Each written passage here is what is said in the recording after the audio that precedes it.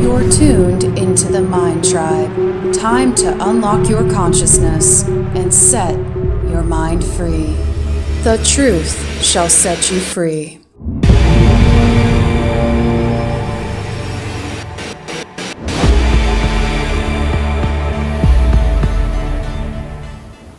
Welcome to the Mind Tribe, friend. This video is going to be a special treat for you. This video consists of a lecture by Robert Morningsky on how our solar system, planet Earth, and humans were created. This lecture was recorded sometime in the early 90s and was taken from an old VHS tape, so the quality is rather poor. Also, it's around 3 hours long, so you may want to bookmark this video and refer back to it in the future. Please have an open mind while watching this video and take what you want and do your own research. Robert often mentions that it's a good idea to question everything that he says. Before I play this lecture, I'd like to give you a brief bio on Robert Morningsky and brief you on what he's going to be talking about. Robert is a Native American Indian who grew up on an Indian reservation in New Mexico. His dad died in an accident and his mother left the reservation when Robert was just a young kid, so both his grandfathers raised him. His grandfather on his father's side was an Apache Indian, and his grandfather on his mother's side was a Hopi Indian.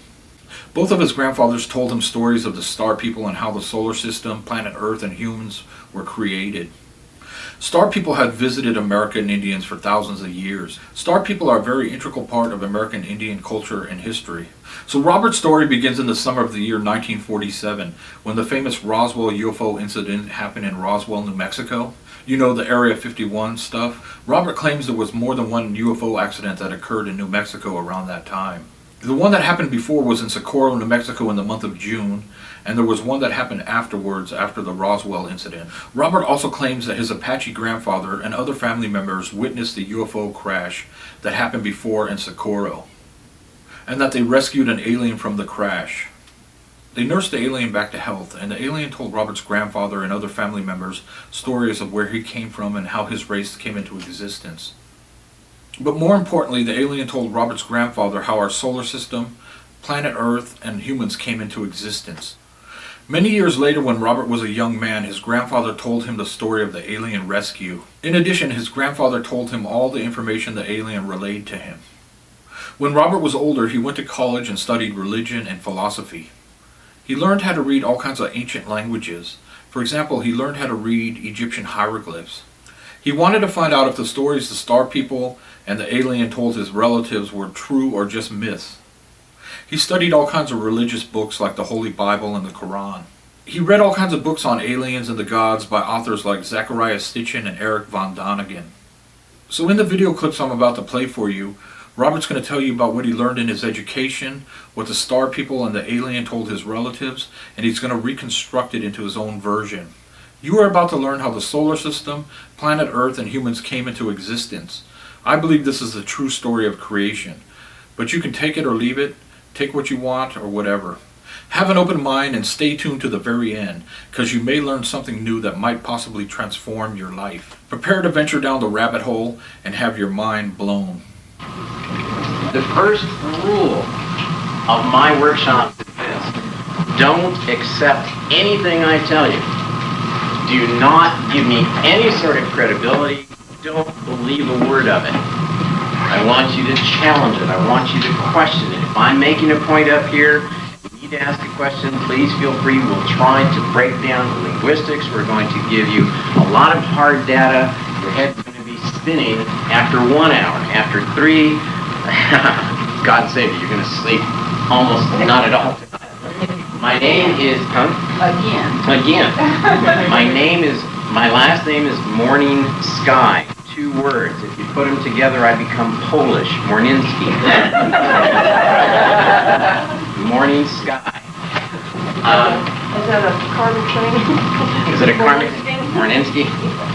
Actually, it was, this morning was, for the first time I heard this one, I was called Morning Robert Sky.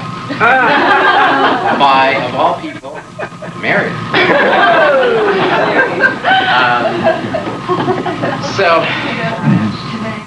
yeah, what I would like to do is I am going to try to use some visuals. It was funny because last night at the lecture, Jacoby and Lee were doing some of the very same things I do in my workshops. I was fascinated with some of their techniques. But I want to give you some visuals. I want to give you some linguistic data.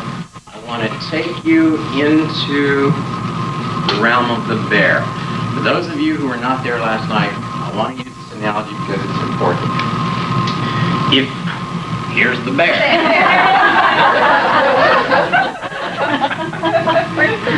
Now, if this gentleman here, he is, we know, the bear, right? Now, if I were to ask this lady about this individual, she might very well say, the bear is a nice, gentle, compassionate beast of nature. He's one with the universe. This is a gentle beast. You turn around and you ask this lady over here, and she might say, well, the bear is this nasty, rotten, evil carnivore. My question to the group last night, and to those of you who aren't here, is, nice, gentle, compassionate beast of nature is her truth. Evil, nasty, rotten carnivore is her truth. My question is, what is the truth? Is it a combination of the two? Is it somewhere in between? Do we need to poll the entire universe to get an honest opinion of what the truth is? My answer, my suggested answer to you, it is not her truth and her truth combined in between. The truth is simply the bear. The bear simply is. He's not good, he's not bad, he's not evil, he's not kind, he just is. That's the truth. What I want to today pursue is what I'm, again, going to couch very carefully as the truth. I'm going to suggest it's the truth. You decide. You look at it, and if nobody bails out on me, it'll be the first time. Really? Oh, really? I have You don't yet- know how demented we are. Find out. So, what I'm going to do is I need to, in the first segment, I need to get you to suspend disbelief. I need to get you to try to be as open as possible. My understanding of the club of choice, and because some of you are back here a second time, you do have an open mind. But I want to take you back. I'm not going to get into the history of the Star Elder at the moment. We'll do that in the second segment. What I first want to do is to build a foundation of something you've probably never heard in your life, which is the history of our galaxy. The history begins with a small point that supposedly exploded. And from this tiny little pinpoint, boom, the Big Bang. And according to scientists, astronomers, all of our brilliant scholars, the Big Bang contains all the stuff of our universe. Now, the Big Bang, according to our scientists, occurred approximately, 15.5 billion years ago. That's the common consensus, the common thought. But if any of you have read Newsweek magazine, Time, any of the new science magazines, Discover and Omni, you're going to find they have a problem because they are finding now that there are stars that, according to the very same techniques, now measure over 20 billion years of age. All right, now here's the problem. How can you have the Big Bang 15.5 billion years ago and you've got stars 20 billion years old? And they're coming up with all kinds of excuses. The data is wrong, the measurements were wrong, these scientists are wrong, and so they're having this little battle because it doesn't fit. Well, here's a simple solution proposed to us by the Star Elder. There wasn't one Big Bang. There were several. Now, you and I'm going to assume, are not brilliant MIT scientists that have spent 20, 30, 40 years studying all this stuff, and you and I figured it out. There wasn't one, there were several. And what's happening is, there was another Big Bang over here, and it threw out stuff, and now we've got 20 billion-year-old stars that are beginning to intermingle into our, universe. Each Big Bang produced its own universe. Some are 20 billion, 40 billion, 50 billion, several hundred billion years old. So, number one example of man's arrogance. I'm a scientist and I know there was only one only one, the arrogance of our scientific minds would say only one. All right, let's stick with just our Big Bang, our big universe. Boom, the stuff exploded and it spread out, and unfortunately, the concept that the universe is full of stuff is wrong. It's not. It's like a big, stringy, gooey mass of spaghetti that got thrown out there, and in between these long strands of stuff, there's nothing. There's a void. As the stuff was thrown outward from the Big Bang point, the sum of it started to gather together and swirl, and it formed stars. It formed galaxies. And I want to condense billions of years into a few minutes here, and I want to talk about one tiny little galaxy, one swirling, spinning galaxy that is called Eridanus. E-R-I-D-A-N-U-S. Eridanus is the name of our galaxy. It's a very, very old name, and as a matter of fact, you will find it in Greek writings, you'll find it in Roman writings. E-R-I-D-A-N-U-S, Eridanus. Eridanus is enormous. It is one of billions and billions of galaxies. But I did that pretty good, I thought. What I want to do is I'm going to put the center of this galaxy, our galaxy, right here. And the spinning stars begin to, as they work all the way, you should put a table here, all the way to the outer edges of the galaxy. Right? But approximately 2/3 of the way out, in one of those long swirling arms, right smack right here, life evolved. There was the right mixture of gases, a spark of lightning, everything was right. Boom! Life was born.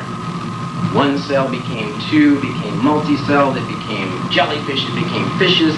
Some of them crawled up on the beaches of this little planet that formed on the star, and then it stood upright and it evolved into a humanoid. This is humanoid. All right?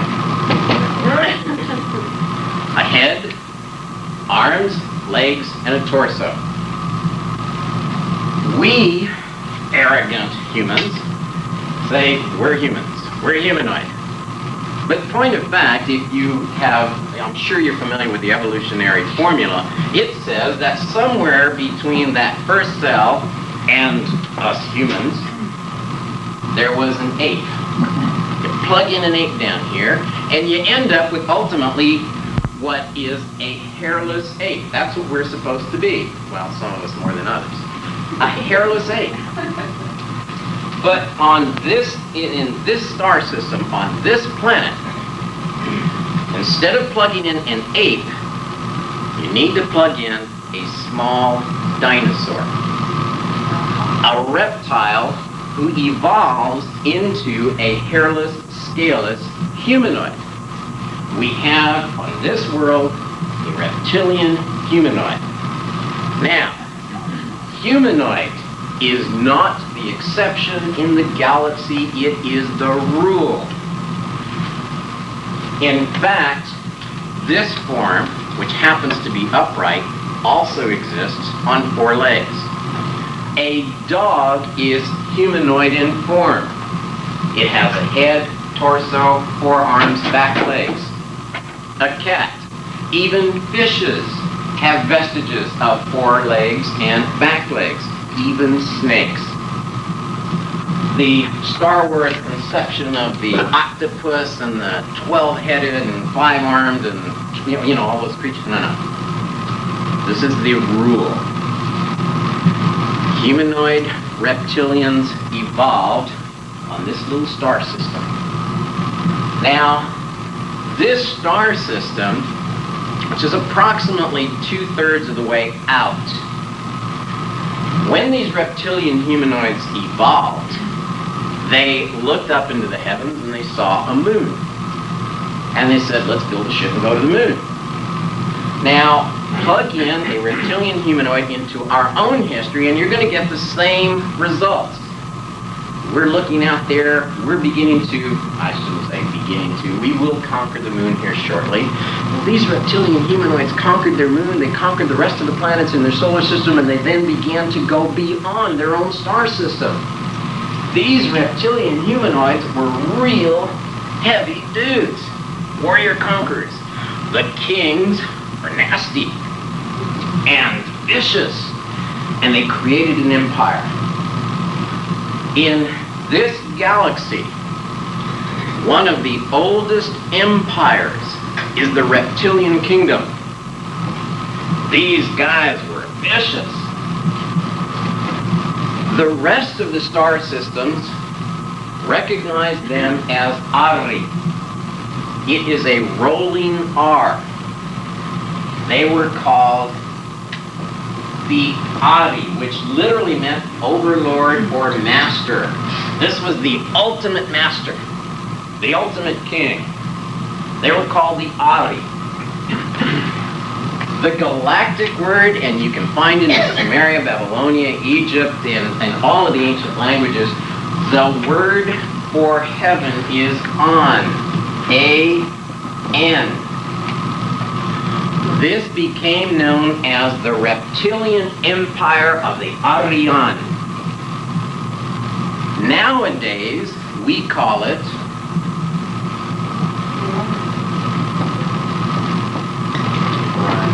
Orion. The Aryan Empire, reptilian kings who had created through conquest an empire, a warring empire, and they were good. They built and lasted in their empire longer than the others. It is at this point the oldest empire in our neck of the woods. But I'll tell you something. As good as the kings were, at a certain point the queens took over. And here's another galactic rule.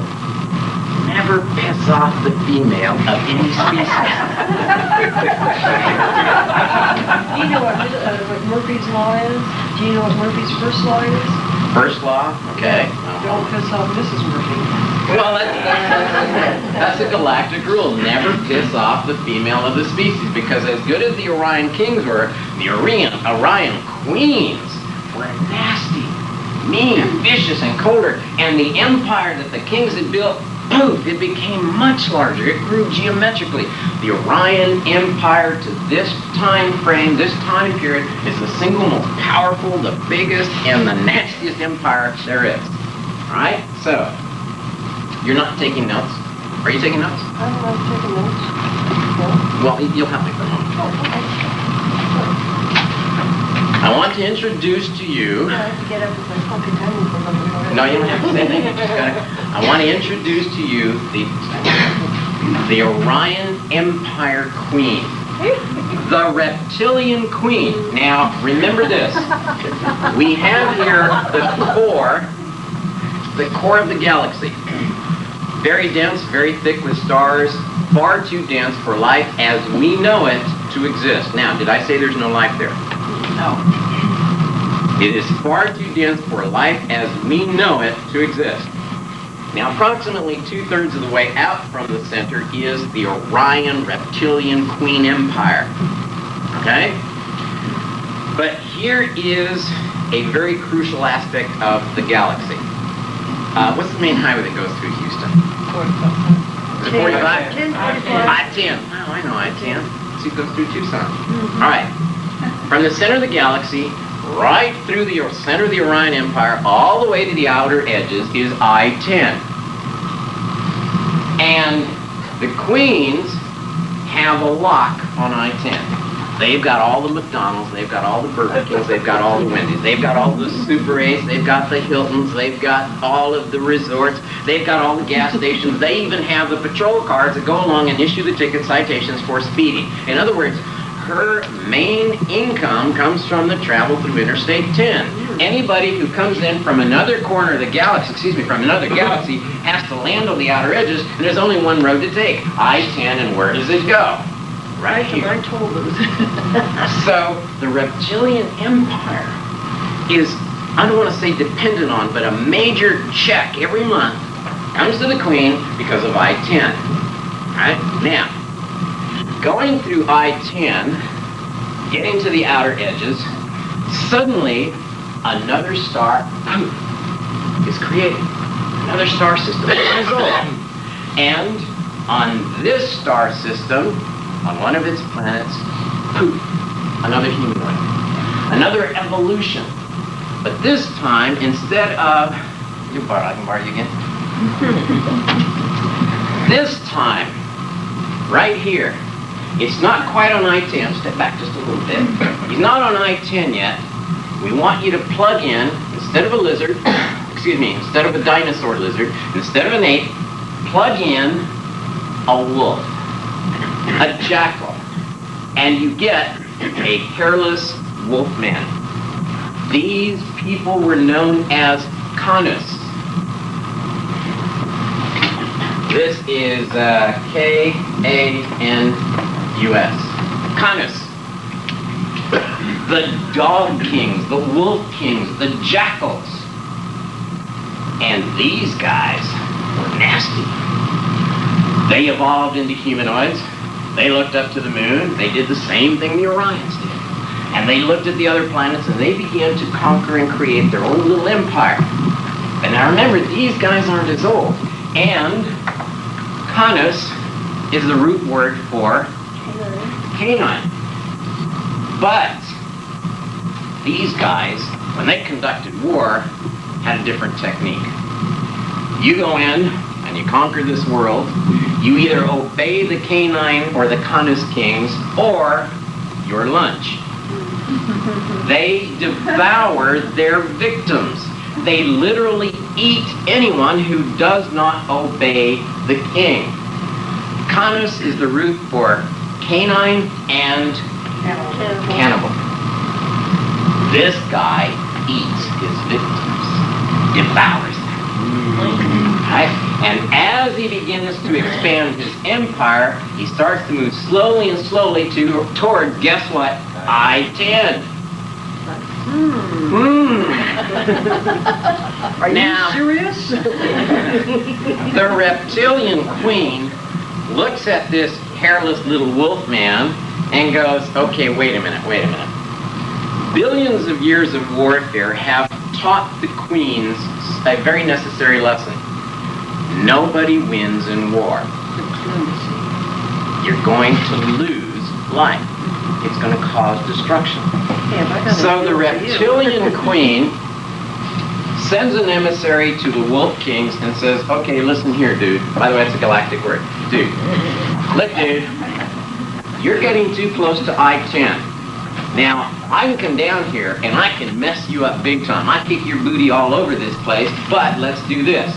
You watch I-10, and from this segment out, you can have the McDonald's, you can have the franchises, you can have the cops, the toll booths, you can build the resorts. You collect everything from this point out. With this condition, I'm making $1,000 a month. I want you to send me my $1,000 a month plus 10%, and you can keep anything above and beyond that you collect on I-10 out here. Well, the Wolf King goes, well, I can't piss her off, or she's going to come down and kick my butt. So they agreed to a tenuous truce here. She says, send me my check every month, we'll let you alone. He now has her backing.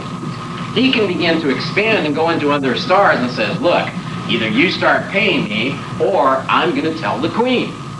So he now has credibility. He now has some backing. She now has the mentality. This is the dirty work. Here's the executioners. Now, how many of you are familiar with constellation lore? Orion in the constellations is who? The Grand Hunter. Okay? But he has two loyal and faithful dogs at his feet. Right? I'm sorry? Right. I'm going to show you just a very quick linguistic breakdown here. The war technology. The Orion Queens learned something from war. You're never going to win. So they decided and developed a technology so that when they came into a new world to conquer it, she figured out, why eat you guys? I mean, this is a total waste of perfectly good servants for the system.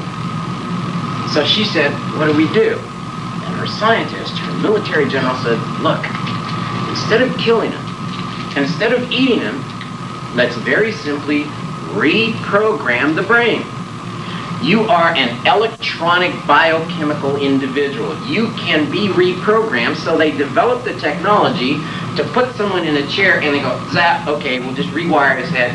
Yes, ma'am, anything you want. I'm obedient servant to anything that you want, my dear queen. This technology, the Orion technology, was referred to as the consonants MK, Mach, and the K is a guttural K. It's like a G. It's as if Loch Ness Monster. It's actually Loch. This is Mach. Right? The royal technology of the queens was known as Mach. This guy, the wolves, the Wolf King, said, screw it, let's just eat him.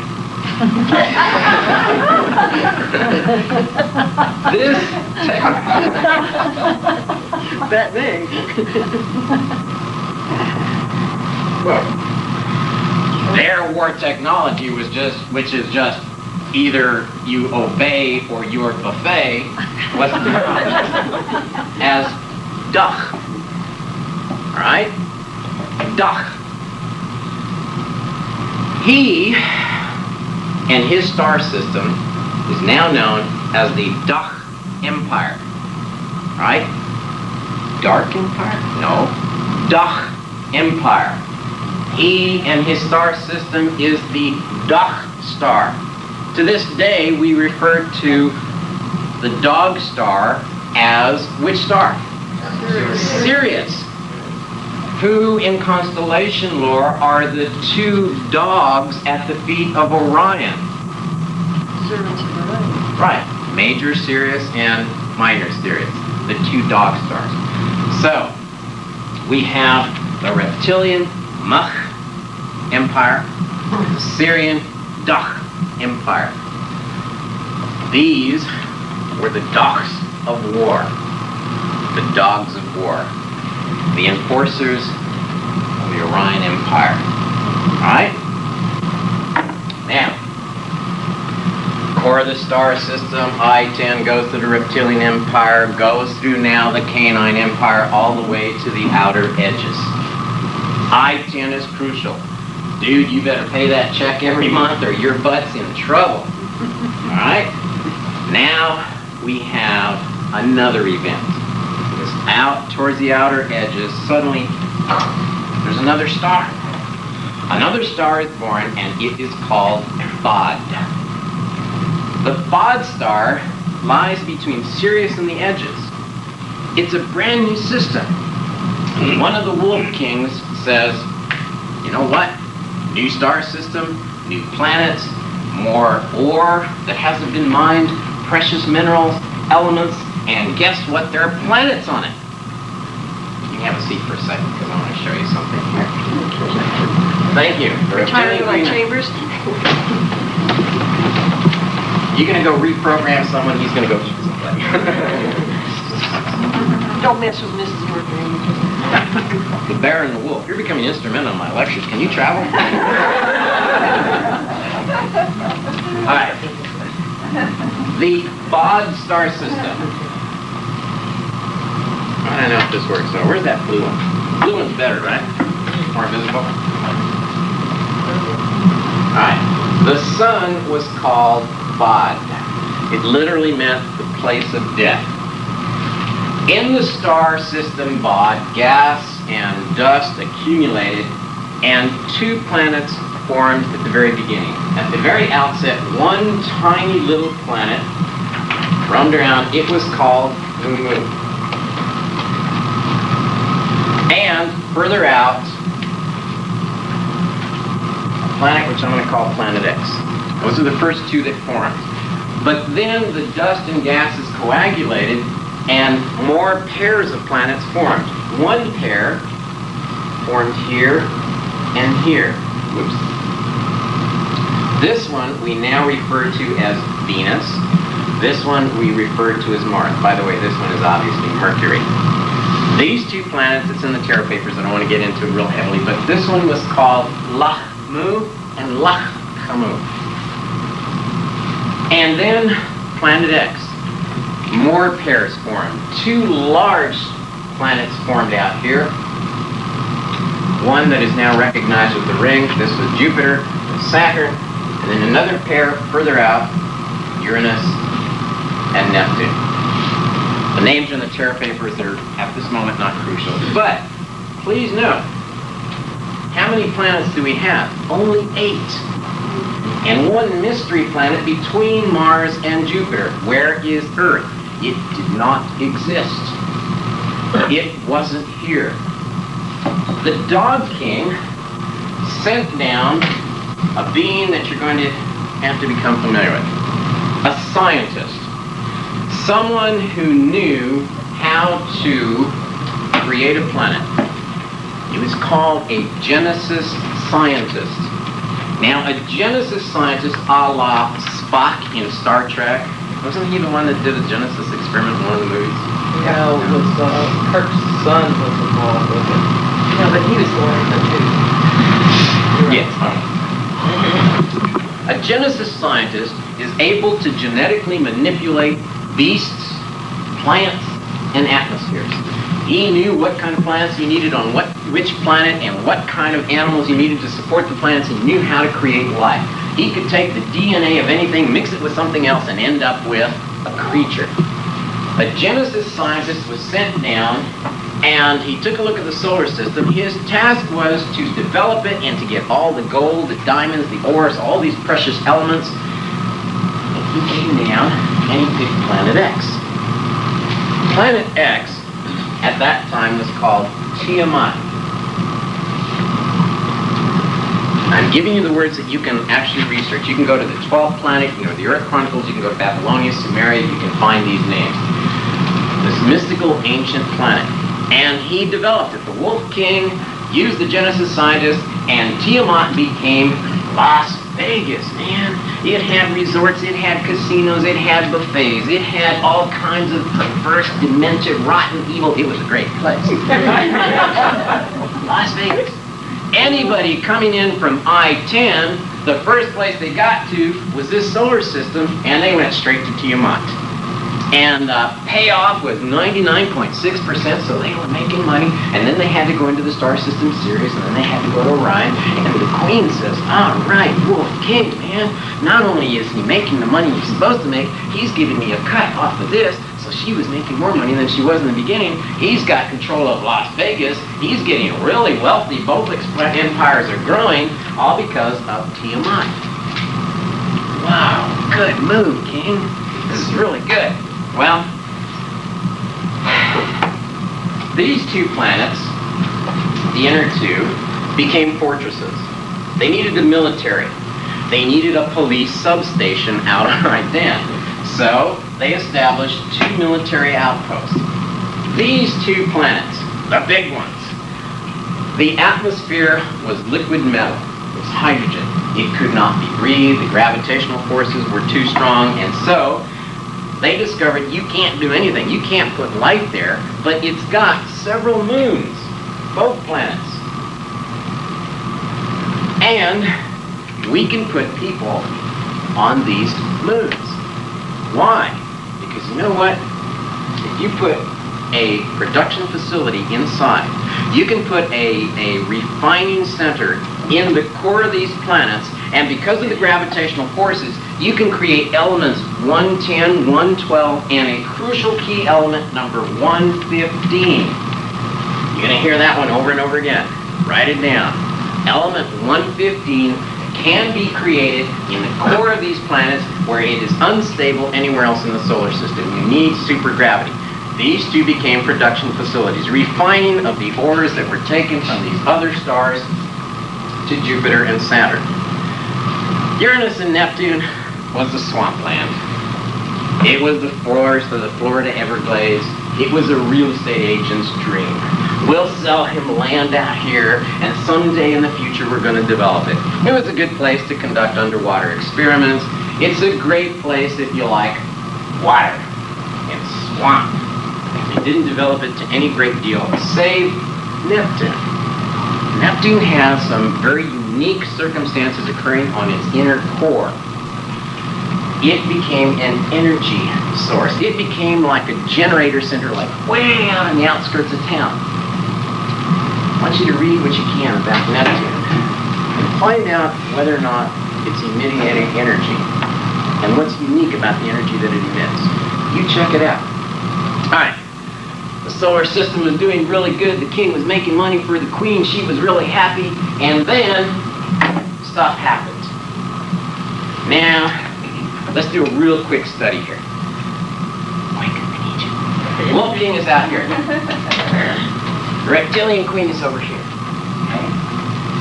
Here's where we start getting soap opera time. Now, he's got Las Vegas out here. Alright? And things are happening. And one day, the king has a brother-in-law. Did you be the brother-in-law? I'm sorry, I said brother-in-law, it's his brother. Now, his brother is called the royal cupbearer. He's the number 2 in command. He's like the vice president, okay? But I'll tell you something about the canines. I'll tell you something about the jackals. Don't trust a wolfman, because they eat their own. Anything to ascend to the throne. The worst stories you've ever heard in medieval kings and princes and all the assassination plots is on steroids here, man. This guy was after the throne, period. Most of the kings who ascended to the throne did not get there through rights of succession. They got there through assassination, murder, poison, you name it. Well, this brother has been plotting for quite some time to undo royal king. His name was Han. It's immature at this point. He was the one responsible, right? Well, he goes to go see the queen. When he comes back, there's an ambush. They assassinate the great King Han. Sorry. Now, A-L, he steps onto the throne. He is now the king. But, did you come up, Rich? The great King An has a son. His son is called Anu. Anu looks at him. Now, do you think he's pissed off at him? In a second. He knows he's still alive and he's got family and followers. He's still got links. He could do him in, but he could use his support. So he decides to make him vice president. This way, I've always got him in control. And then she's going, boys, just don't mess with my check. Slap him around and send me that money. She says, we better talk. So he flies all the way over to see the queen. Right? And he sees the queen, and what happens? The throne's empty. And Prince Anu goes, gotcha, man! And he steps in, and he plots an ambush. But, do you think he's already played this game before? Damn betcha. And as he's coming back, he goes, oh, poop. Now, he's been overthrown. The Anu family who originally created the solar system, these guys, I mean, it was his dad that started everything. He's not in great favor with the Syrian people anyway, but where's he gonna go? He knows if he comes back, his butt becomes a can of Alpo. So, so where can he go? The new solar system. He goes to the no solar system way out here. See you on Earth, buddy. He moves in to Las Vegas. He was instrumental with the Genesis scientist who started it anyway. He's got a lock. Now, this is King Al in the solar system. This is King Anu. This is the reptilian queen. So we now have... Does she have a name, by the way? Yes, she does. And we now have... And it is. the king out here. And he says, all right, let's bump his ass off, destroy whatever it takes, get rid of his ass. And she says... No. Don't mess with my check. Right. Work it out. So he says, Queen, tell you what, I'll give you everything that you were getting before plus 10%. And I'll give you all the gold that we get from our solar system. And the queen says, whoa, such a deal. And she goes to the king, the wolf king now, the prince who has been, well, his dad was killed, and tells him, knock it off. Relax. Don't mess with my check. So now, he's alive and well, and he killed his dad. Is he pissed? In a second.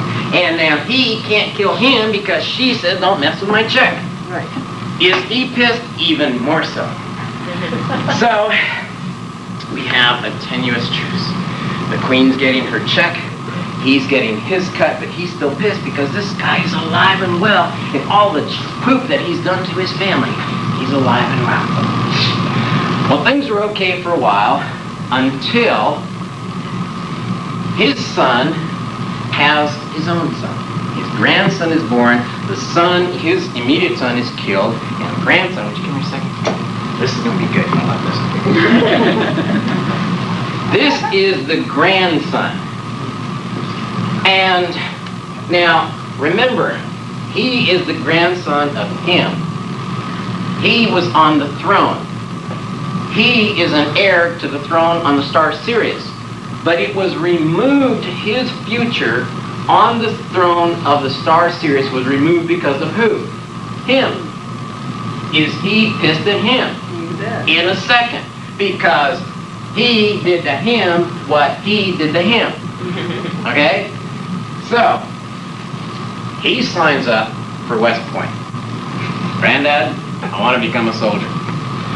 And he signs up for the foot soldiers, the ground forces, and they're called the Bech, B-E-H. He becomes a master. I mean, he goes to West Point, he gets all the grades, he learns all the tactics, he comes out with a commission, he gains a commandership of some of the ground forces, and we now have a master at West Point. Is he satisfied? No. He comes immediately to his dad and he says, Dad, I want to go to Annapolis. I want to learn all the naval tactics. And he signs up and he goes to the academy and does the same thing. He becomes a commander of naval forces. He learns the ground forces, the naval forces, and if that ain't enough, he goes back to his granddad and says, Granddad, what's the Air Force Academy called? Air Force Academy. Colorado Springs. All right. Air Force Academy. Yeah. He goes to the Air Force Academy. And he's signing up. Now, he is becoming, and in time will gain the title of ZU. ZU. Now, ZU is a term, a military term that is applied to the ultimate commander. The commander-in-chief, Eisenhower, would have been called ZU. He was a master of all three forces. And in the meantime, she's saying, don't mess with my check. In the meantime, he's going, I want to get that some once and for all. And then he finds out his grandson, Lord ZU, has mastered all three of the military forces. Is he worried? I bet you he's worried. Because now you got a potential threat here. Well, King All dies. Old age. Got a bone stuck in his throat. Something happened. He passes away. What's the tentative lifespan? Like hundreds of thousands of years? Hundreds of thousands of years. We're talking about probably, and this little short battle, 1,000,000 years. Okay? He passes away. He's ascending to the throne. His family has a lock on a relationship with her. Is he worried? Damn betcha. He is. And so he says, well, wait a minute. I know you're the king, but I have a far more important position for you. So he summons him, and he brings him to the Syrian kingdom, where he becomes vice president. Right? So he goes to be vice president. Now what happens to the throne over here? He sends his oldest son, we'll talk about him later and give you names, but he sends him over here and he becomes temporary king while he's watching him. Well, he is obviously pissed because this whole circumstance has removed the throne from his grasp. So he decides to make a plot with the people, his soldiers, all of the forces he had worked with back on planet Earth. Back on the solar system over here. So one day, the son, the temporary king, says, Dad, I got a problem. You got to come down here and handle this because nobody's paying any attention to me. Everybody is listening to all. Listening to the family of all. They want King Zu. There's strikes, there's protests. You got to come down here. You better bring him down and make an appearance. So the two of them fly back to the solar system. But he set up a trap. The Wolf King says, look, no problem, we're going to triple the guards, quadruple the guards, and he sends a bunch of guards with him. They all come back down here. He comes to the throne. Huh? You come back to the throne? Oh, just like the Democrats and the Republicans. And he comes back over with him, but there's an ambush. And these two end up, he gets all his forces ready, they eliminate the son, get rid of his butt, don't kill him, they make him scurry off as he's coming in, they set up an ambush, his guards take over the entire solar system, they set a trap, he shows up, and he shows up in the Royal, the Royal Starship. This is a huge, planet-sized warship. It is equipped with the single most powerful laser cannon in the technology. Death Star. Bingo! Star Wars. The Death Star. Now, you should start asking questions. You're like, Jesus, where's this coming from? Okay, here's the star. He comes down in his flagship, gets out of the flagship to go to the court. His troops take over this warship. He finds himself in a scout ship. He has to escape into wherever he can to get away. He seizes the Death Star. He seizes the solar system. His butt has to go running back to Sirius. And he limps back, and he took a big hit. He took a big hit getting back home. Now, is he pissed? The Queen says, what's going on? Don't mess with my check. So, Lord, now King Zu says, Queen. Yes. She's Queen. And she steps forward and she says, Don't mess with my check. excuse me, this is my workshop. Wait a second. He says, listen, Queen. And the Queen goes like, yes. Checking him up and down. I'm like, got nice legs over there too. So she's starting to get kind of a hankering. He says, Queen, look, my family has always adhered to our treaty, to our agreement, and henceforth I will live up to anything and everything we have always agreed on, plus I'll give you an extra 5%. Wink, wink, wink. She goes, honey, just don't mess with my check and just come and visit me every once in a while. So they've established a direct relationship now. And is he pissed? He just lost his Death Star. He just got kicked out of his own solar system. Now he doesn't even have any direct control over this king as long as he obeys her. He's now got a direct line with him, the Queen. Wow. We got a situation. You got it. So he plots and he plots. And he can't find a way to break that relationship until one day,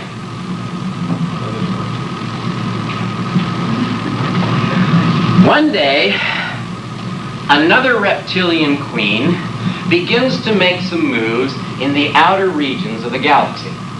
She had been enemies at one point. She begins to move in out here.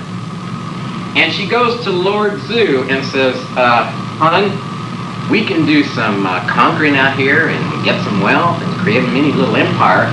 So she goes like, you think we can work together? He says, well, sure, I think we can work together. But the Queen over here goes, them two are getting a little too close, they're getting a little powerful, and he sees an in. He goes to the Queen and says, look over there, man.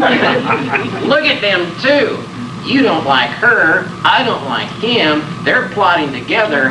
He created a rebellion, he overthrew me and seized an empire, he didn't have any backing. What do you think he's going to do now that she's over there? You have a question? No. So, he manages to convince the queen there's something more than business over here. Yeah. So, she says, okay, let's do it. Just make sure that my paycheck arrives every month. So she sends her reptilian Mach forces that combine with the Dach forces, and they sweep down on the solar system. She flees back home. Thank you. And they sweep down on on the solar system. And from the outer edges all the way to the inner core, they destroy the planets of Venus and Mars that were once planets with an atmosphere of water, lake, trees, plants, and buildings. They devastated Venus and Mars, the military outposts. They came in, they destroyed the colonies on the big planets, and they went after Tiamat. He had, captured the Death Star. Remember that? He is now known as Arzu, Ares. And he conducts a battle. It's a very long hangout. I'm sorry for the details I can't get into, but let's say this entire solar system is devastated and, whoops, where's my B marker? Tiamat, the central capital, is attacked, and King Anu, the Wolf King, says, screw them all, destroy it. No prisoners. And he attacks the planet so strongly, so heavily, that it literally blows up. A large fragment on the backside is thrown inwards. The rest of the planet is in pieces, moons, different pieces flying different directions. One piece is thrown out and returns every 76 years. It comes back. The major fragment on the backside was thrown inward, and it caught in an orbit between Venus and Mars. That is the beginning of planet Earth. One of its moons was brought with it. What is left between Mars and Jupiter is the rubble. Did Tiamat The have two asteroid belt. moons? Tiamat had many moons. As a matter of fact, one of these moons was kicked out and became Pluto. One moon came with this planet and became Luna. Okay? What I have tried to give you here is a very brief galactic history. We've created a solar system, and now we have destroyed it. I want to thank you. You can sit down, but I want to show you some linguistic studies here. Thank you very much, guys. I appreciate it. Now, Earth is created from the destruction of a central planet. The moons and Pluto, and life is devastated. God bless you. Venus and Mars destroyed in the colonies. Well, let's do some studies here. On this solar system, we had a king, a rebel upstart, the grandson of a wolf king who created a revolution and created an empire, and it was destroyed because of the rebel upstart. His name was Lord Zu, then became King Zu. It is the practice of the galactic kings and queens to always double the name if they ascended to the throne. It's the same as saying, well, there's a big rock and a big, big rock. It increases the power geometrically.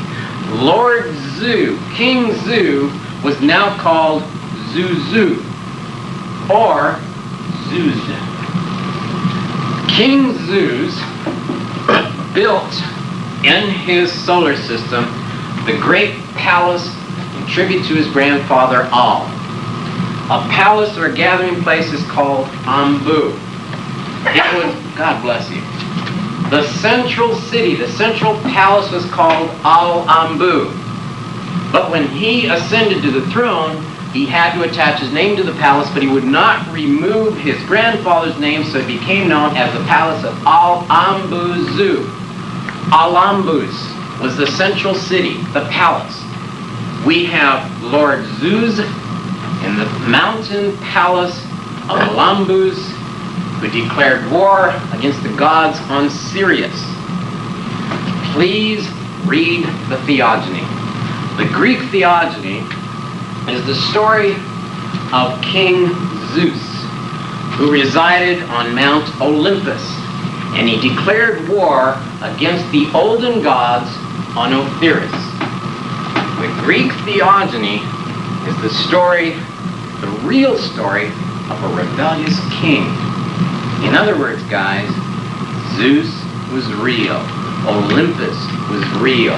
Osiris was real. And the stories of the Greeks with all these mythical gods of Hera and Mercury and Mars, in fact, were true.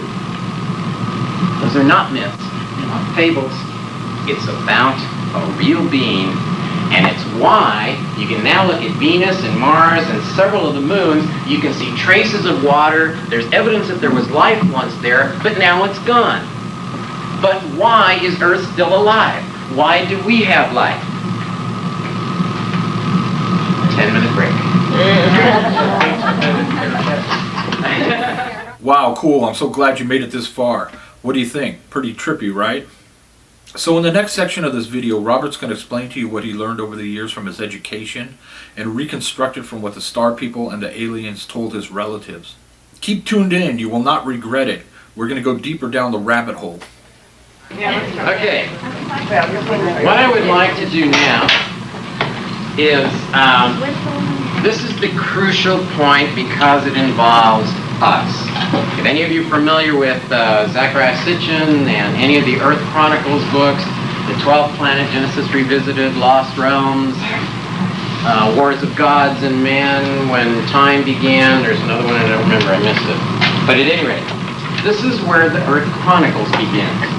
And I want to explain some things and show you with this reference why some of the things Dr. Sitchin is saying is slightly incorrect. But I want to begin with the Star Elder. In 1947, everybody is familiar with the crash that occurred in Roswell, New Mexico. Approximately 1 month later, a second disk came down in what is now known as approximately the Four Corners area: Utah, Colorado, Mexico, Arizona. I don't want to get too specific, but another disk came down. 6 young Indian men who were out on a vision quest were near the crash site.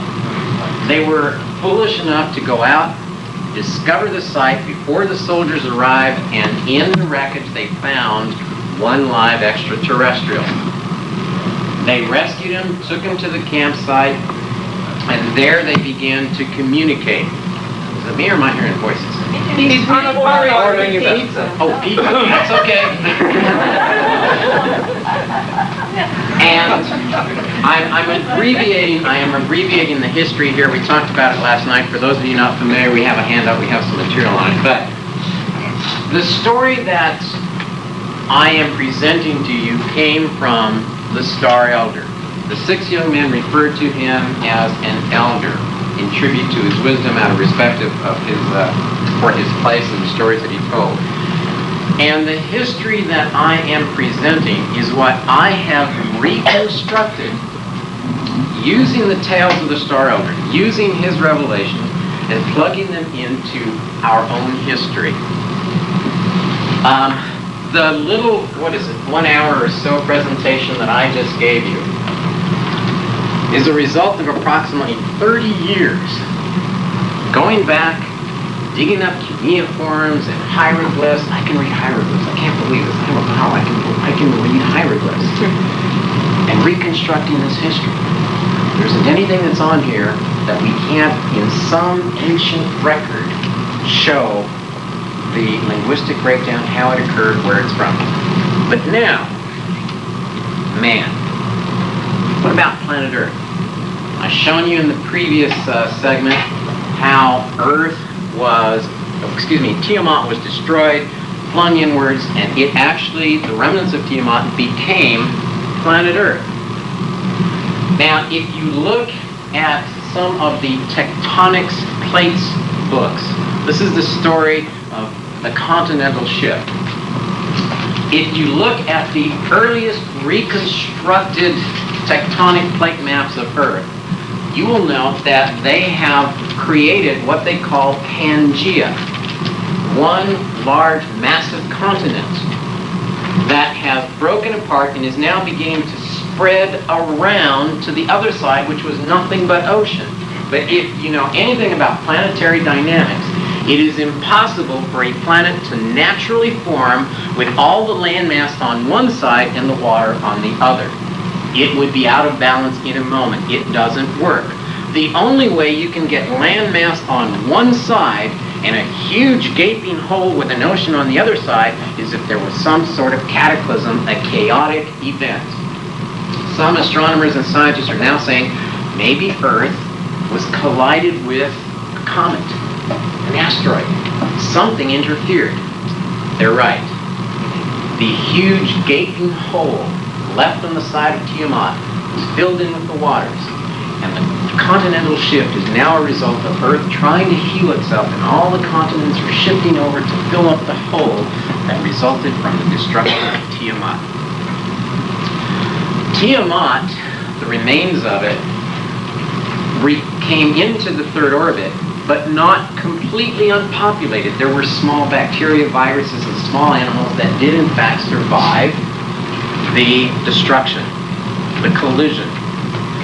And these plants, these animals began to thrive. They began to grow. It began to self-heal. And after a few million years, it actually became a planet with a minor atmosphere once again, and it had minimal plant and animal life. Well, so what? What happened to the Wolf King? What happened to the Reptilian Queen? Well, the Reptilian Queen, remember her priority. The check, hon, the check. The Wolf King says, got rid of that little upstart Zeus once and for all. But look what he did. He destroyed Las Vegas. He destroyed the solar system. He destroyed the foundries. He destroyed the refining facilities. He caused himself a lot of problems. And she says, hon, I don't give a damn. I want my check. Now, the Wolf King is in deep poop. He's got to come up with the bucks. But he destroyed Vegas. Now, is that smart? So, the Wolf King decides, I better fix it up. So he sends down his eldest son. Now this one is the key. His eldest son is known as Prince Ea. E-A. Prince Ea is a master Genesis scientist. As Zeus had gone to Annapolis, West Point, and the Air Force Academy, so Ea had gone to the University of Arizona. What school? No, he had been to Yale, Princeton, Harvard, the equivalent. He had gone to all the medical colleges. Prince Ea, the eldest son of the Wolf King Anu, was a master Genesis scientist. He was able to create hybrids. He could go in, he could take a planet and rebuild its atmosphere, put in the appropriate plants, build and supporting hybrid creatures necessary. Prince Ea. And the Wolf King says, go down to this destroyed planet and rebuild it. He had something to work with. There was water, there was land, there was some vegetation, there was some plant life. And so Lord Prince Ea came down to what is now Earth, and he began to rebuild.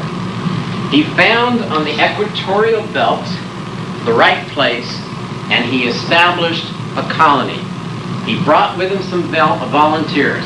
They're variously called the Anunnaki, the Nephilim, the Elohim, numerous names, but he brought a crew of technicians with him to reestablish the system. And he did so. In the very center of the equatorial belt, he built an agricultural biological center. And in it, he created the plants. He created a fabulous garden. And in the garden, he began to create the right hybrid creatures. He would oftentimes take the very creatures born of this planet, he would take some Sirian from the star system Sirius DNA, and he would bring and breed it, genetically mix it with the creatures here. This planet, however, has a nitrogen-based atmosphere. Nitrogen is poison. It comprises 80% of our atmosphere. I'm sorry. Yes, we need oxygen, but 80% of our atmosphere is poison. Not all of the Sirian experiments, as a matter of fact, most of the Sirian experiments didn't work. He had to take creatures which had evolved and could survive in nitrogen and use them to rebuild the planet. And he did extremely well. The garden was a tremendous success. The creatures that he fabricated, that he genetically engineered, began to spread out. And they gave off carbon dioxide. The plants took in the carbon dioxide. They created oxygen. And in fact, he repopulated the planet. Prince Ea was given the title the Lord of Creation. A Genesis scientist whose logo are two intertwining strands of DNA. In fact, it's the double helix. It is the root for the caduceus, the symbol that is used in the medical field today. The doctors. Genesis scientist, the Lord of Creation, begins his garden and he's successful. And the Wolf King says, son, you're doing extremely well. But you're spending too much time in the garden. I gotta get the gold. I gotta pay the damn queen. Every month she wants her check. Look, son, leave the garden alone. Let's get the gold mines going. Let's get the production facilities on Saturn and Jupiter going. We gotta get more diamonds. We gotta make some money, son. And he says, sure, Dad, no problem. Ea begins the facilities and he's successful, but he keeps going back into the garden. The Wolf King says, son, I'm sorry, we got a problem. You're spending too much time in the garden. So I'm going to send your little brother down. Now the little brother's name is Enlil. Enlil, younger brother of Ea, is a business manager. He's an accountant. He's been to Harvard, he's been to Yale, he knows how to work the books, he knows how to be efficient. He is known as the Lord of Command because the Wolf King says, son, you've been doing real good in the garden, but your brother's in charge. Ultimately, he's what's going to keep us in the black. So he is going to be the Lord of Command. God bless you. He is known as the Lord of the Word. The Word is the command. As speaketh Enlil, so it shall be. Well, Prince Ea, eldest son, the Lord of Creation, is now having to share dominion with Lord Enlil, Lord of the Word, with two entirely different agendas. He wants life, flowers, stuff, beings. He wants profit, gold, black ink, and the books. We gotta pay the queen. Yeah, no important how that is. So these two brothers are now sharing dominion over planet Earth. The Lord of the Word and the Lord of Creation. Well, hundreds of thousands of years of feuding, the planet's populated, settlers coming down, Anunnaki, settlers, refugees from other planetary systems, they come down and Earth becomes a thriving operation, but it's a nitrogen-based planet. And because it had been through the destruction, through the chaos, Its inner core is unstable. It keeps shifting back and forth. It causes magnetic anomalies. It causes gravitational anomalies. They pick up their laser cutting beams, light beams that can cut through stone like butter, and they get it going, but they draw their energy from grid lines. Grid lines begin to flux back and forth. Sometimes they're called ley lines. They couldn't get consistent energy from the planet itself. They couldn't get consistent gravitational forces. They had to breathe nitrogen. This place was a bitch to work in. So, huh? Still is. Especially Houston.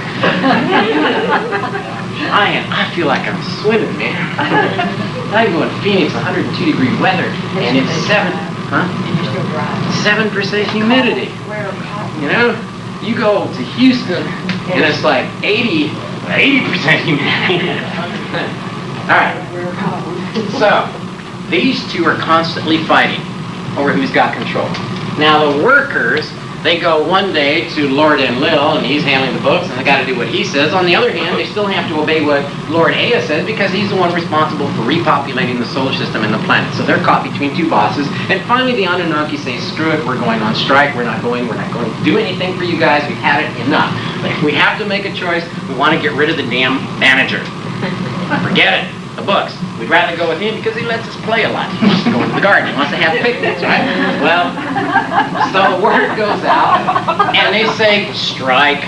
Dad, the Wolf King, says, oh, geez. So he comes down here and he says, now what the hell's going on? The Anunnaki are on strike. They don't want the Lord of the Word. The Anunnaki aren't really thrilled with Lord Ea, but at least he lets them play. Lord Ea wants to get rid of Enlil. Enlil doesn't want to be here anyway because he wants to be back up on Sirius, because he wants to kick his dad in the butt so he can take over the throne of Sirius. Nobody wants the Lord of the Word, and he doesn't even want to be here.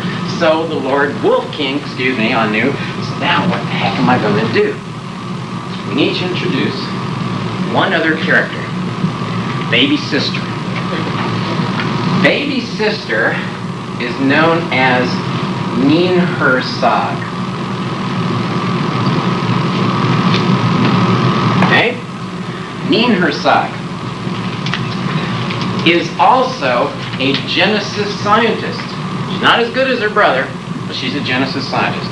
She liked dabbling in the laboratory. So, Ninhursag, who was working with her older brother, one day she says, geez, we need to build a hybrid creature, one that can survive in this atmosphere, one that's strong so that it can carry some of the gold in the ore, because sometimes our electronic equipment doesn't work, and we need him to be able to obey a command. So she took one of the beasts that had developed here, and she took its DNA, and she took some Sumerian DNA, and she mixed it together. The beast that she chose was called the Men, M-E-N. Now the Men was a strong beast, very thick of shoulder and heavy and strong, but even with Sumerian DNA, and they took humanoid Sumerian DNA, the beast could walk upright, the beast was strong of back, but it was dumb. Couldn't obey orders. Well, the first beast,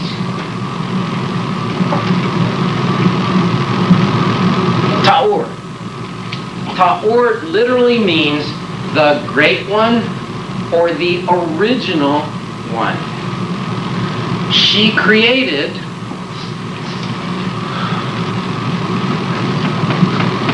the Men Ta'ur. Now the mentor was the men is the word used for a bull. With the humanoid DNA, she created the mentor, which is the Minotaur. The fabled bull-man beast was in fact one of the first hybrids she created. Good, strong, upright, but stupid. Didn't work. So she decided, don't work. We need a stronger beast, a quicker beast. We need one that can obey a command. So she then takes the next beast, called a Sen. The Sen beast was quick, strong, a little bit brighter, but didn't quite work. The Centaur. What is a Sen? A horse. Please check your local hieroglyphs dictionary and look up the word men, look up the word sin, look up the word tahor. Great one, horse, bull. Pardon me? No. No, that's a little bit different. You're on the right track, but a pile of poop is called a senna. And then doing the Senate. Okay. So, one day she says, God, we're getting... Oh, look, you know what I'm telling you? I'm suggesting to you the Minotaur is real. The Centaur is real. And you know what? The unicorn is real. All of those fabulous creatures of Egyptian mythology, those ancient beasts, are real. They really did exist. So I'm sorry, the unicorn was real. Well, one day, Neen Hersai says, we gotta get something, man. This isn't working really well. We still need another beast. So, she went into the jungle, and she found a beast called an Appa. The Appa was a semi-upright, hairy, big, black, smelly, ugly, strong-armed ape. She took some of the Appa DNA and she took some of the Syrian DNA and she mixed it together, and lo and behold, it was a beast who was upright, he was strong, he could live in the nitrogen-based atmosphere, and he could obey a command. She went to her brother and said, bro, I did something. You want to take a look at this? A little nervous, but in fact, it was man. And you know what I'm saying here? Do you know who created the prototype man? A female. A woman. And when we hear of religions that say that man was created by a woman, technically they're absolutely correct. But he is in charge of the project. He gets responsibility, he takes the prototype, and he begins to make refinements. The ultimate sponsor responsible for the project called man is Ea, a male. But the actual hands-on creator of the prototype is a woman. Ooh. Did you know that in the Hopi world, in my tribe, we say that man is created by a female? There are still some religions that say that man is created by a female. It's correct. Well, Lord Ea sees a plan in the beast. It works good. It's smart. It can obey a command. So when his dad comes down and everybody's protesting, everybody's on strike, he and his sister trot out this little ape. And this ape is able to obey commands. And he can pick up huge boulders. And the king wolf is going, whoa, all right, this looks really good. And the workers are going, hey, we can put him in the mines, we can put him out in the fields, and we can become the managers. And Lil goes, all right, now they've got a solution. The workers have some beasts they can use. He can take dominion. I can go back to my planet and aim for the throne. The Wolf King issues a command. Henceforth, Lord Ea, you and your sister will go into your biological center and you are going to create these beasts. You make the refinements necessary, and as soon as you have enough of these beasts, we're going to put them out in the mines, we're going to put them out in the fields. Their job is to serve the company. He's going, all right, I'm going home. He's going, all right, I'm going to be Lord. And the Lord Wolf King finally says, and my final word is this. The Anunnaki shall become the overseers. They shall become those who watch over the beast. Lord Ea and Lady Neen Hersag will continue to create the beasts and be the lords of creation. And Lord Enlil is staying here, dude. I don't want him back in Sirius. He's going to stay here, and he will become and remain the Lord of the Word with final say. Man, did he have a fit? Wow. Well, Lord Enlil takes over. He's the boss. He tells them, put the damn beast in the mines, put him out in the fields. It's just an experiment. It's a hybrid. It doesn't have awareness. It doesn't have consciousness. It came from a damn ape. I don't give a poop. Work him till he drops. And he did. The beast was created not in nobility, but as a pure servant to the gods. I'm sorry, I'm going to disturb some of you, but it was not a noble creation. Are we created in the image of the gods? Yes, we've got their damn DNA. We look like they do. Well, was it a nice quiet time on earth? No. The only ones that were happy were the Lord Overseers. The original Anunnaki who were all the beasts were taking care of all their burdens, but these two kept fighting. And Enlil, Lord of the Word, worked the beast until he literally dropped in the fields, he dropped in the mines, he said, I don't give a damn, it's just a hybrid. Well, Lord Ea, the Lord of creation,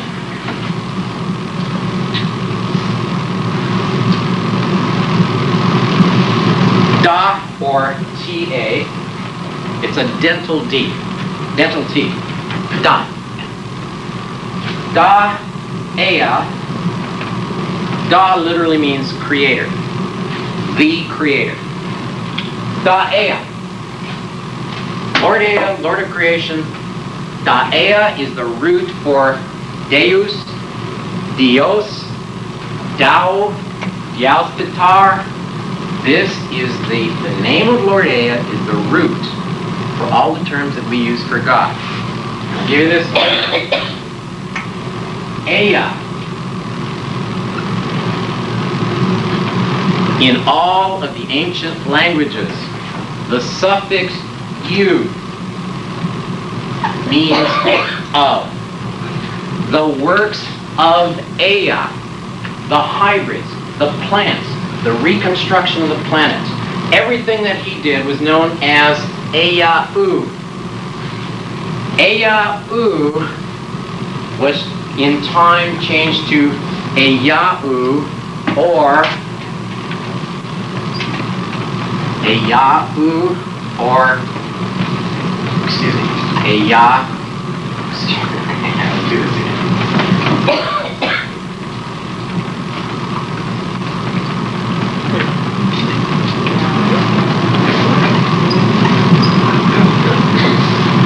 Eya-u, Eya-u, Eyahu, Yahweh. Yahweh is the linguistic root for Jehovah.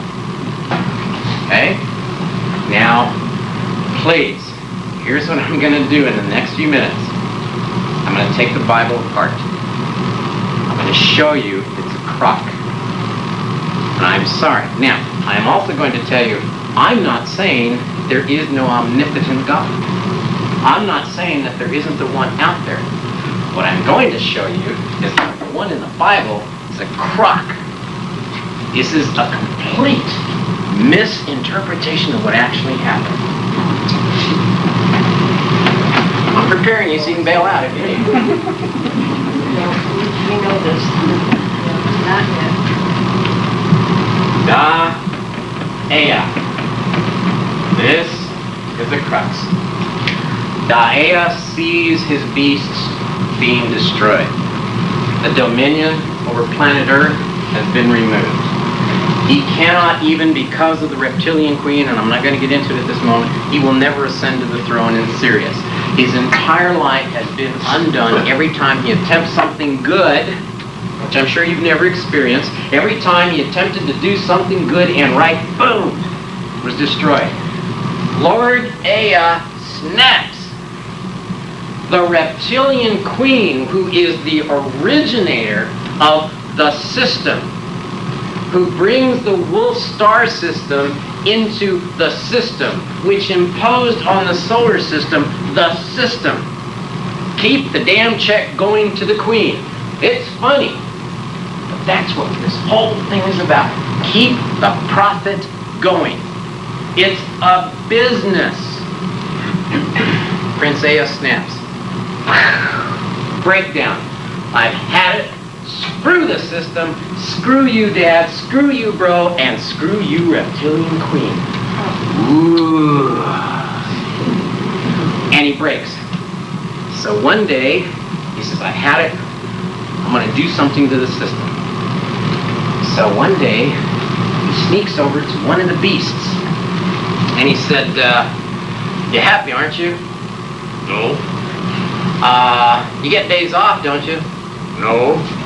You get a dental plan, though, huh? No. And he said, but you had lots of fun and pleasure on your days off. No. Prince Zaya says, well, let me show you something. Come here. The system and the new beast is based on a very carefully engineered genetic breeding system. You have to have the right male with the right, female, to get the right offspring. If he breeds with the wrong female, you get the wrong offspring. You may cop a beast with an attitude, weak, a defect. You've got to have the right pairing. So Prince Zaya goes to the beast and says, come here a second. Come here a second, let me show you something. He takes them into the garden and he gives them the knowledge of knowing each other. Away from the breeding schedule, away from the eyes of the overseers, and for one brief moment, for just a few seconds, he becomes like one of the gods. He is able to choose his pleasure when he wants, with who he wants, for as long as he wants, and the offspring and what is necessary to the system becomes unimportant. And you know what? The beast liked it. He liked to bunk. And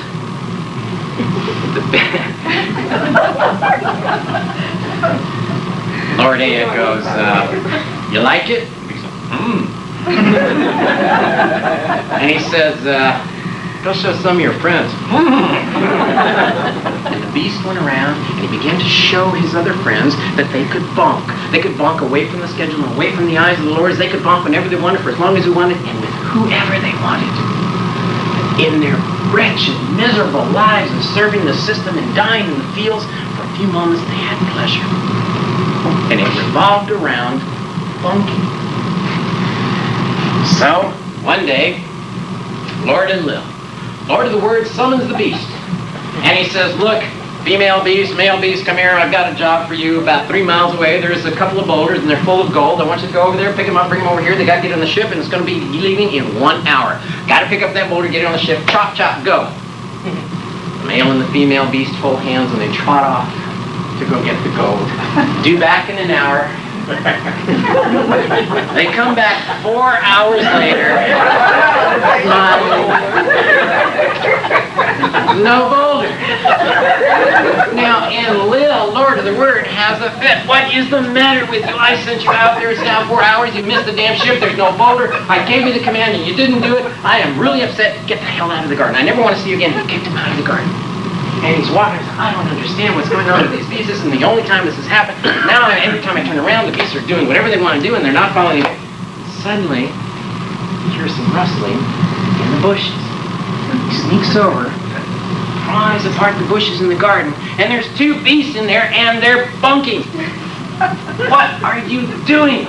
What is the matter with you? Don't you understand that you're going to ruin the experiment? Who knows what kind of offspring we're going to get if you continue to do this? Get the hell out of my garden. And he kicked him out.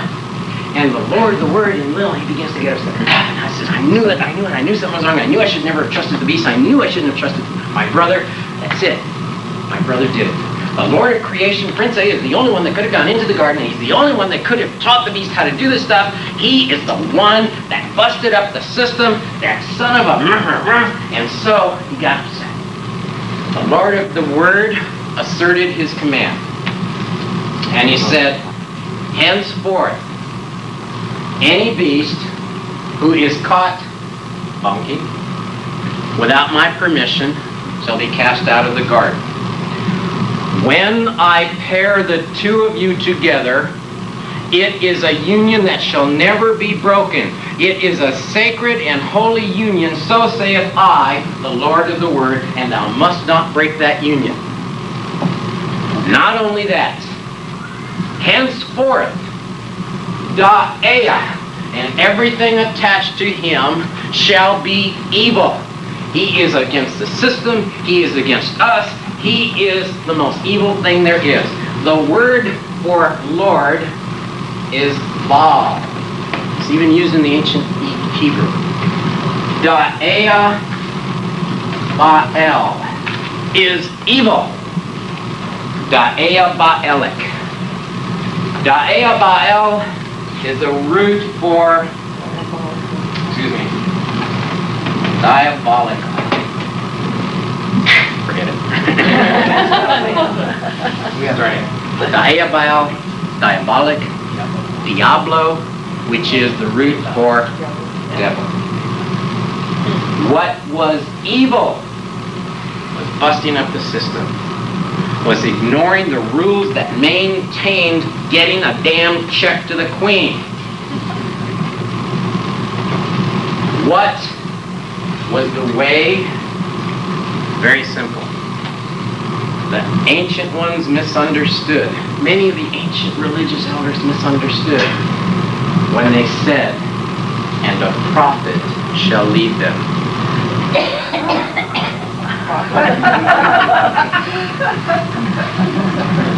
Henceforth saith the Lord of the Word, I am the only God, I am the only one, thou shalt not have any other gods or lords before me.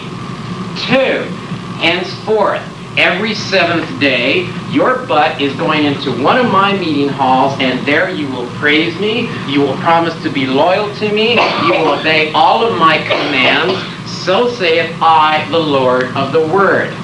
3, if I ever walk in the garden and I hear any one of you whispering about me, anything nasty, if you call me names, if you in any way slur my integrity, henceforth thou shalt not use the name of the Lord in vain, or your butt's in hell, dude. And you know what, lady beasts? You remember how in the experiment we would take you into the birthing chambers and you could have your offspring and it didn't hurt? Well, now, bitch, go out there and have your baby, and it's gonna hurt, lady, because you're not obeying my commands. So what am I saying, guys? The Lord of the Word issued commands to punish the beast who busted the system. The beast who did that was kicked out. He was called Adamus. Adamus literally meant a created monster. Adamus. And the female was kicked out of the garden. Let me sum this up for you. The stories about the Lord of the Word, the Lord of creation, the creator of man, is not one God. It's 3 separate entities. Older prince, younger prince, and their sister. The commandments are literally commands issued to maintain the integrity of the system. It's designed to keep you serving. Now, doesn't this make a hell of a lot of sense? Well, let's take it further. Let's really piss some of you off. The beast got kicked out of the garden. Now, Prince Ea, Da'ea Ba'el, the beast looks at Lord Ea. He is the Lord of those creation lines. What is that to a primitive beast? It's a snake. He's the Lord of the serpents. The Lord of the serpents snuck into the garden and seduced the beast by giving them the knowledge of knowing one another. That's the secret knowledge. The secret of the gods. Da'ea Ba'el was evil. He left the garden, he left the system, and he was wandering around in a colony that he established. And he said, sis, I got an idea. See all these rejects over here? You see these rejects? Nobody wants them. The system doesn't want them. What would happen if we took a life form And we gave it free will, complete control of its destiny, able to dream and achieve its goals, to have the passion and the fire to achieve its goals. What would life do without a system? What an experiment of free will. It could do anything. But Sis says, bro, that's great, but they gotta live in the jungle. They gotta live with the other beasts. And you know what, bro? This is gonna be a problem. Because now they don't have a place to live. They don't have any regular food. They don't have any medical care. What are they gonna do? And I'll tell you what, bro, some of them are going to go back to the system. And they did. Some of the beasts are standing out here going like, oh, damn, there's lions out here. Lions, tigers, and bears. Oh, my. So they went back to the garden. And they said, Lord of the Word and Lil, please, we want back in. And the Lord of the Word and Lil says, thou may returnest if every seventh day you go and praise me. If you obey all of my commands, if you follow those regulations that I have established for the beast, then you can return, and in this way and only this way shall you be redeemed. Redemption lies in obeying my word and using me, accepting me as the one and only God. And some of the beasts said, yo, in a second. But some of the beasts liked bunking. And the rules specifically forbade bonking. I mean, the question even the primitive beast has got to ask himself is, if I'm not supposed to bonk, why do I got a bunker?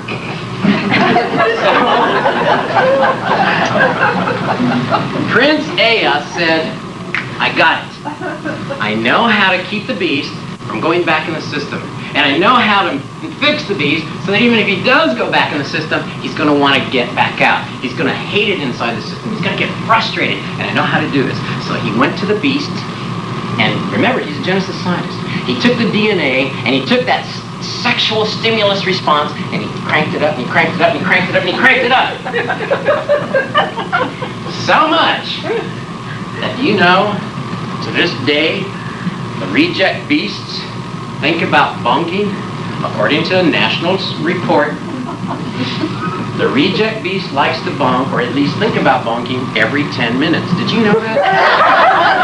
Did you know that the latest national survey says that the average citizen of the United States, every 10 minutes he goes, and then he walks around and every 10 minutes the average citizen thinks about bunking.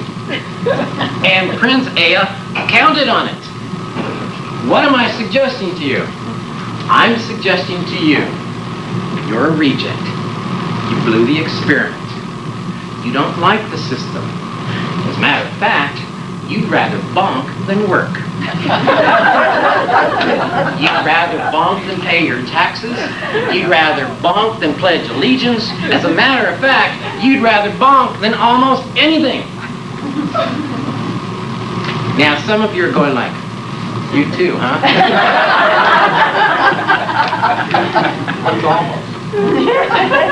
And I'll tell you something else. You're a reject. And it's built into your DNA to be frustrated with the system. You don't like it when anybody tells you, thou shalt not.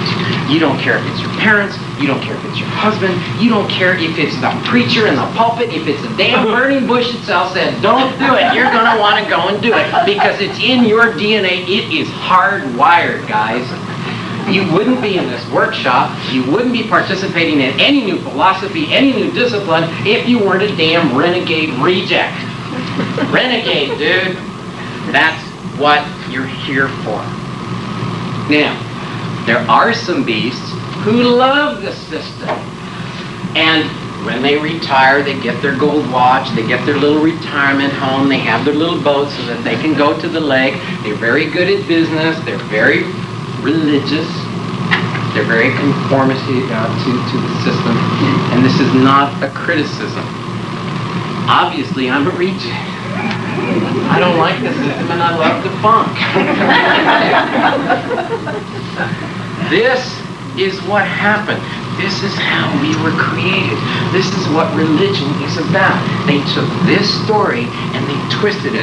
Yes, you know what? If you obey all the commands, you are going to get a reward, and you are going to be taken care of, and you are going to have a job, and you are going to have money, and you're going to have a retirement fund, you're going to have a gold watch after 20 years. But you're not going to be allowed to bonk when you want with who you want. It's about serving the system versus serving your own free will. Well, we're getting dangerously close to pizza time. But, You sure? okay, look. The Bible is a crock. There are some historical truths in it, but it's been twisted and it's been manipulated. I'm going to take a break here in a second, but I want to leave you with this thought. There are some beasts that were intelligent. And Prince Ea went to some of these beasts and said, you know what? You're pretty good at this stuff. You got a great memory. And you're able to, in simple terms, relay the information and the teachings that I'm trying to convey. So, remember the term Zu, which meant ultimate master? The diminutive of Zu is Su. It means a master, but not the ultimate master. Several of the beasts became very good at conveying the information, the teachings of Ea to other beasts. They became known as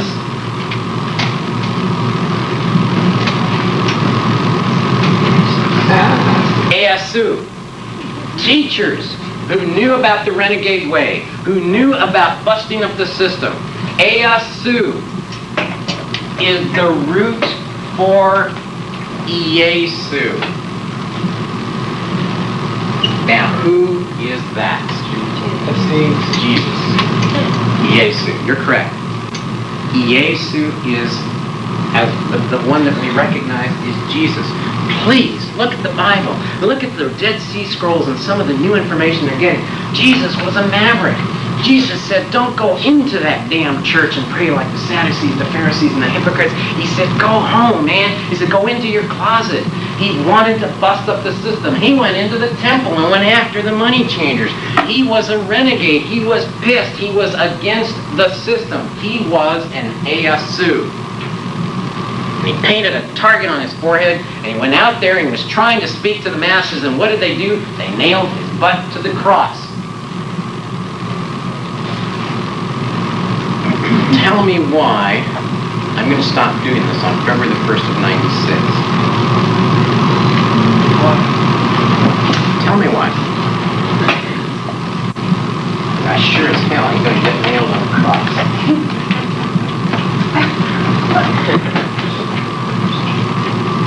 Pizza time. 10 minutes. No. 5 minutes. 4 large vegetarians. Blasphemous, heathen, outrage, antichrist, Satan, manifest. I mean, We got the UFO in here? What can I get in that company and then walk on one? right. Okay. You didn't give me the cup. One of the reasons that I hit people between the eyes and then explain afterwards is I want to see who wants to make some assumptions about what I have said. Please, I think I even prefaced it before I began the last segment. I didn't say that there is no omnipotent, wonderful, benevolent God. I didn't say that we don't have spirituality, consciousness, and awareness. I said we began that way. I said the Bible is a crock. That I will stand by. It's designed to manipulate and keep you in the system. Now, if you like that, you're going to get the rewards. My guess is that you're demented renegade rejects. Okay? So, let's now go into the third segment of where are they now? What if the story that I have been presenting, what if Zecharia, Sitchin, what if all these ancient civilizations visited by extraterrestrials, what if it's real? Where are they now? Here. They're here. Okay. Well, why don't we remember these things? Why are there no records? What's going on here, guys? I mean, most of you probably, what I really enjoy is I'm sitting here and I'm telling you the stories and I'm watching you going like, yeah, I remember this, man. I knew this. Maybe I didn't have the right words. Maybe I didn't say it the same way, but I'm going like, you knew this, didn't you? On a gut level, this stuff is going like, I knew it, man. I knew it. Okay. Let me give you something that I hope, if all this is making sense, watch what happens. This is the situation we're in now. You remember Prince Enlil, you remember Prince Ea, you remember Neen Hersag, you remember the Wolf Queen, the Wolf King and the Reptilian Queen. Well, there was the son of Lord Ea. His name, in all the history books, is Marduk. Okay? Marduk is the firstborn son of Prince Ea, who all the ancient texts refer to as Enki. But if you look in all of the ancient languages, Egyptian, Sumerian, and Babylonian, the term Mar, or literally M-R, means son of or offspring. One of you's going off. They're trying to find. M-R literally means son. Son of what? Duke, which is Dach. He is a son or an offspring of the Dach. That is what he was named after. Marduk is Marduk. Alright. Marduk, who had the throne of earth denied him because of Enlil, who, pardon me? Marduk left. He got into a lot of trouble. Let me give you about a 2 or 3 minute synopsis here of some history. You're going to love this stuff, but I got to make it very quick and very concise. Marduk wanted to become the king of earth. Unfortunately, he was descended from Enki. Enki ended up being the Diablo. He was the devil. He ended up being the evil one. So Marduk was never going to ascend to the throne. However, there was a period of time where Marduk had some influence. He had his own empire. He had his own kingdom. He was attempting to get to the throne by undoing Enlil. However, Enlil had his own family, and he had in particular a granddaughter, and her name was Isis, also known as Ishtar. Ishtar was a neat little bitch. She was one of the most scheming, devious, cunning little witches you've ever seen in your life. She also wanted to ascend to the throne. She was on the Council of 12 at the very bottom. Her ranking was 5. The grandfather Anu was 60. Marduk only had a ranking of 30. Isis, Ishtar, wanted to become the queen and take over everything. So she conspired to undo her grandfather. She had a twin brother. His name was Sin. Sin and his sister attempted to undo Enlil and to undo their father. However, it failed. Sin was punished. He was banished to the moon. He had to live there. Ishtar, Isis, was very unhappy. So she decided, well, in that case, I'm going to go after the the son of Enki. The youngest one, his name was Dumuzi. Ishtar, Isis, went to go marry Dumuzi. Marduk's youngest brother was Dumuzi. He went to go arrest Dumuzi to keep him from marrying Ishtar. Ishtar, however, plotted and planted an ambush. When Marduk's forces went to go arrest his own younger brother, the younger brother was assassinated by his own wife, Ishtar Isis. So she engineered the death of her fiancé. She, however, planted all the evidence on Marduk, and he was accused of killing his younger brother. Marduk ended up conducting a war to protect himself. He went into the pyramid with his fortress. He hid inside. He was sealed inside the pyramid. He became the great hidden god Amen. However, Marduk had another name.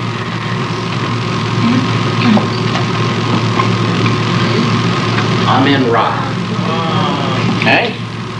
Now, this scenario, unfortunately, it's in TERRA 2. TERRA 2 is not complete yet. We haven't printed it, but you can find references to it in the Earth Chronicles, the 12th planet.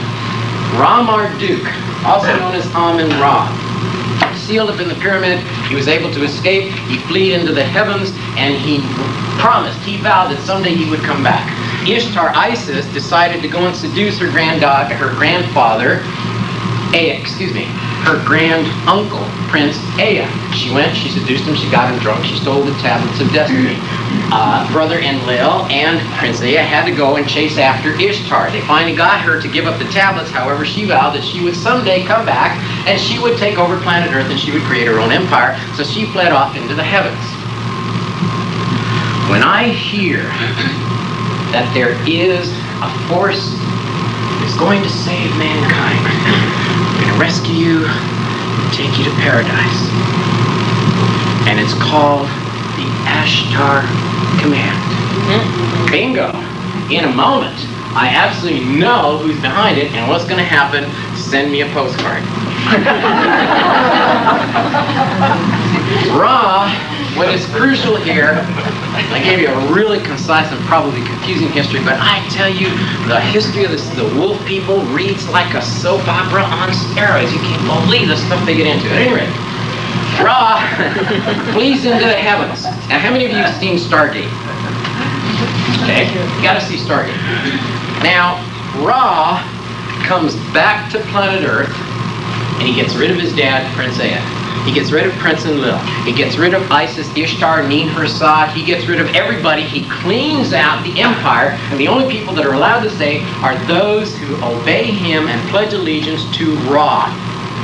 Ra becomes the one and only sun god. He is the Son of God. A prince born of the Creator God, who has to go away and he comes back. The second coming of the Lord Creator. What is that? Whoops. God, they're getting younger and younger all the time. Ra comes back with a new ally. He has new backing. Someone who is willing to underwrite his revolution, someone who is willing to move in with him and undo the Syrian kings. Now, what being, what person could possibly be willing to underwrite and undermine the Syrian kings? Clue number one, what is the headgear that Ra wears? What do you see in Stargate? What does that hood look like, and what the hell's on the front of it? A snake. A reptilian queen. The queen says, "You've screwed with my check, enough." And she takes Ra into her fold and says, "Go down there, dude, and do it for me." And the Lord God Ra becomes the one and only God on earth. But the reptilian queen ain't dumb. She knows you don't trust the Wolfman. So she sends some of her distant relatives, some reptilian hybrids, created specifically to serve and obey the queen. Right?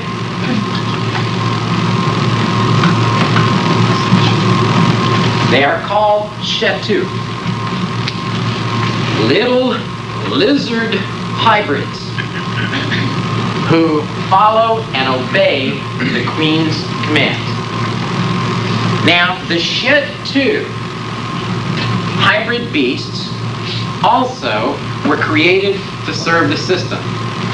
And one of the things that they were extremely good at was manipulating the stone cutting machinery. They became master stone cutters. They could use the equipment and cut blocks so square, so precise, when you put them together, you couldn't slip a piece of paper between them. The stonecutters, as a matter of fact, and Lil and Prince Ea actually used some of the Shet-2 before they even created the beast. In other words, there were Shet-2 hybrids on planet Earth working for the Syrian king and now for Ra even before man was born. The Shet-2. This is the key. The administrators of Ra, the reptilian queen's insurance that Ra would always obey. Ra, egocentric sucker, comes in and says, I am from now on the one and only God. And we have proof. We can show that Ra went in, he changed the hieroglyphs, he changed stone inscriptions, he changed the stelae, he changed the pyramid inscriptions to make himself the one and only God. From that moment that he took the throne, there would be no other God before him. He eliminated the existence of any other Syrian king, of any wolf king. No one existed before Ra. He changed the records. But there's a problem. We can change the records and show that there was never any president before Bill Clinton. Every single book, every single videotape, we can do that. But there's a problem. Memories. You've got hybrid beasts that are working for the system. You've got reject beasts that are working hand in hand with the system. There is a long time period here that we have basically skimmed over. But now there are some Adama beasts on the outside of the system. There are some adopted beasts on the inside. We are now in basically the period 6000 BC. It was civilized. There were humans everywhere. They're like, some of them, cockroaches. You may not like them, but they're here to stay. So, Ra changes the records, but you got the memories. Now what? Ra says, guys, don't you have a technology that would allow me to eliminate memories? Oh yeah, technology. Reprogramming the brain. The reptilians are famous for it. Let's reprogram the brains. So, the Lord God Ra calls the Shet-2 stonecutters. They were loyal, obedient slaves. And he said, guys, I want you to erase their memories. I want you to set up a reprogramming center, and I want you to march them in there one by one or in groups, and I want you to reprogram their brains so that they will never remember anything above and beyond my existence. There will be no memory beyond the year 6000 BC, according to the way we refer to time frame. The Shet-2 lizards began to take row number 1, and they marched them down a long, dark tunnel into the reprogramming center where the lights were bright. You need a lot of light to reprogram your brain. And the beasts that were marched in there, they came out, yes sir, Lord God Ra, the one and only God Ra, there was no other God before thee, I shall obey you no matter what. I says, yes sir, anything you say. They were obedient. And they couldn't remember anything before Ra. But they had one memory. It was a long tunnel. The bright light at the end. They remembered that. But it nagged them, it bothered them. But they all had it. And the Shet-2 lizards were given free rein, complete liberty to do anything necessary to get all of the hybrids and all the residents of planet Earth and to march them into that damn tunnel. Lord God Ra and the reptilian queen said, look, you promised them food. You promised them all of their loved ones who had ever been in their lives and passed away, they're going to be at the end of the life. You promised them an orgy, you promised them heaven, you promised them anything it takes to get them into that damn light. You have complete and total free hand getting them into that tunnel. And from the day they were born, they were taught, go to the light. Your loved ones are there. Paradise is there. And go into the light and everything will be okay. It was. Because when they died, they were sent into the reprogramming chamber. They were brought back and put into another physical body. And they went back to work, obeying the system, doing whatever was necessary, and pledging allegiance and paying their taxes. And they had that long, nagging tunnel in their memories.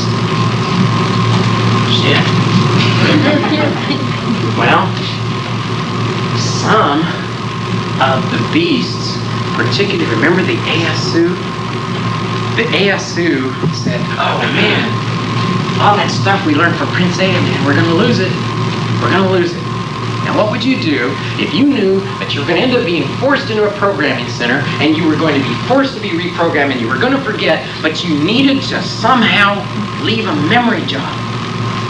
You sneak into a cave and you make some marks. You put down some sort of a symbol and you put it in the deepest, darkest cave away from the big cities. Someplace where weather and time is not going to damage it. Because maybe someday somebody's going to climb into a cave and they're going to see a glyph and they're going to go, whoa, I remember this, man. I remember this. So some Asu began to plant clues everywhere they could. But some of the Asu, they said, you know what? What if Earth is swept clean somehow? Where else can we put it to be sure? There's the moon. There's Mars. Let's send some Asu. Get them to the planet Mars, and we'll leave a monument. Let's build a face. Let's build a pyramid. Let's put the mathematical formulas. Let's put our science into these monuments. So that someday, maybe the beast is going to break free, and somebody's going to go up there, and suddenly there's a damn face on Mars, and they're going to go, whoa! And somebody's going to remember it, and somebody's going to figure out the science, and they're going to figure out the mathematics. We're going to remember this story. So, they did. And those Asu run into the tunnels, and they were reprogrammed. And they came out serving the system. All right, so what? Very simple. The Shet 2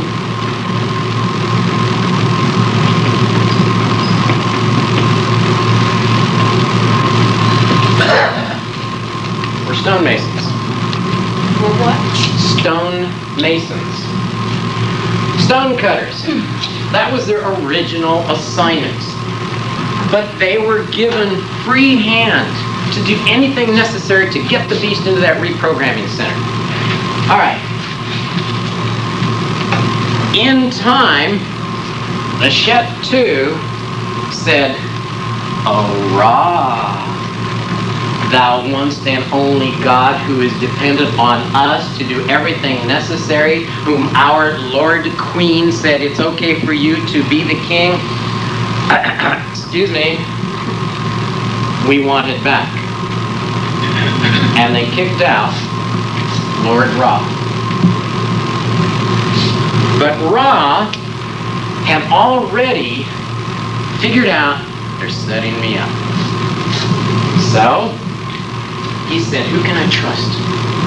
The administration of the kingdom and my money. Who can I trust? So Lord Ra took the administration of the kingdom, removed it from the Shet 2. Now, this is before the rebellion, and he said, you know what? There are a couple of priests I can trust. These priests were known as, you're right, the term then was Perea, we now call it Pharaoh. Oops. The Pharaoh. They were entrusted with the administration of the kingdom. The money he gave to his children. All of my offspring, you hold the money, you control the money, we'll be okay, the Shet 2 lizards won't get it. Ra, in becoming the one and only God, the one and only Father, was known as Ra-Ka, which literally means Father Essence, the ultimate Father. In approximately 6000 BC, Ra turned over the money to Ka. Suffix M means of, offspring, the children of. However, Ka eventually became Kam, but Kam was an ancient word for shield.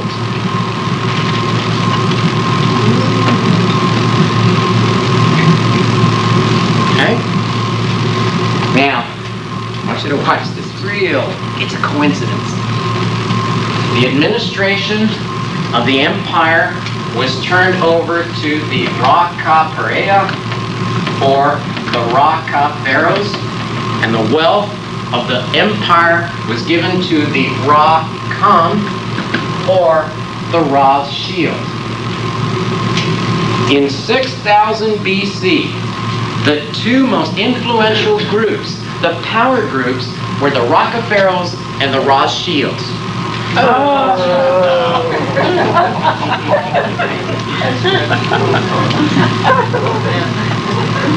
It's funny, but it ought to scare the hell out of you.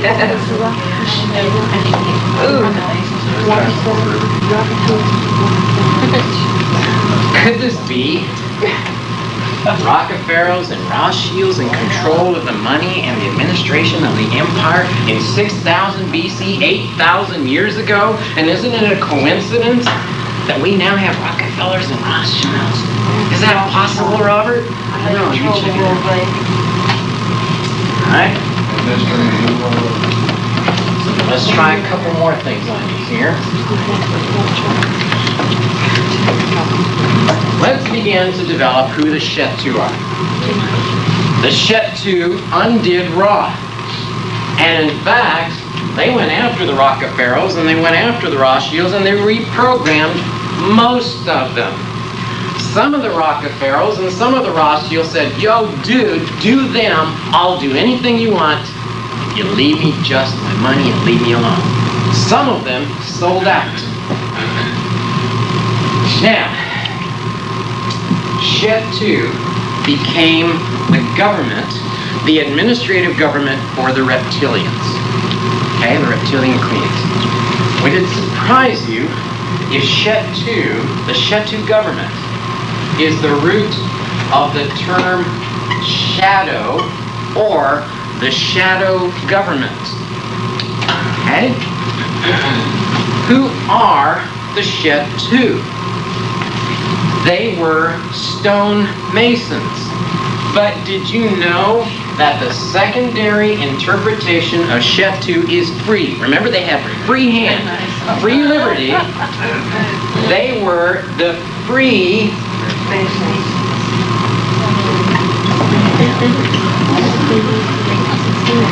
masons. Now, coincidence. How many presidents, how many kings, how many queens, how many influential societies throughout mankind's history are all members of the Freemasons? Even if there's only two that aren't. Curiously, the Shetu were the first Freemasons. Now, but who are these little lizard dudes? What if I told you that even further interpretations of the word Shetu, Shetu literally means to seize or to abduct.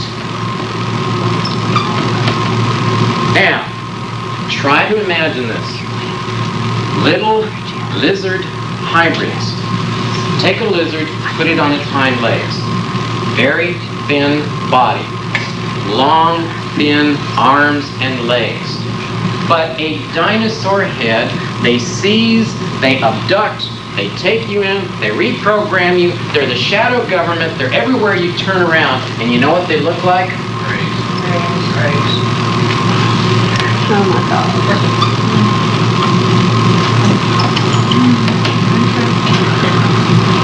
I am going to suggest to you, we are where we are because of these guys. They were the original Freemasons.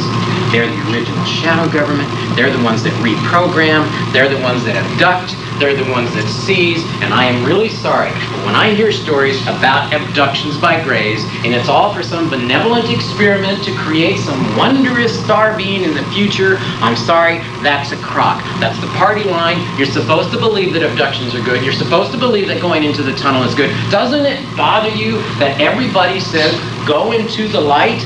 Well, you know what? I'm going to stand in front of you. I'm going to say, don't go into that damn light. When you go in that tunnel and you see that damn light, here's a suggestion. turn around. Look out here. Because you don't have to go in there. You can go out there, and you know what's out there?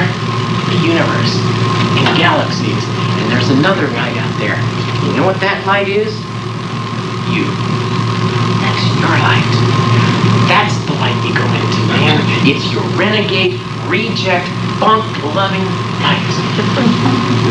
And if I'm wrong, turn around.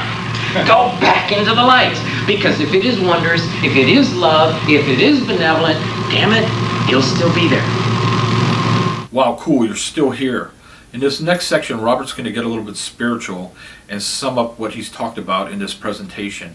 This part is really fascinating. You're not going to want to skip it. If these guys are benevolent, why don't they just show up in Central Square and say, guys, we're here to help you? If they are on our side and they want to guide us away from our own atomic destruction, why don't they just show up and say, guys, you're screwing up? If they're benevolent, they're gonna be here. But why are they always behind the scenes? Why, even in Whitley Strieber's book, Communion, why, when he's being abducted, he says, I know it's love, I know it's light, I know it's wonderful, I know if it's for our benefit, why am I so scared? Because it's a crock. Because they don't want you to know the truth.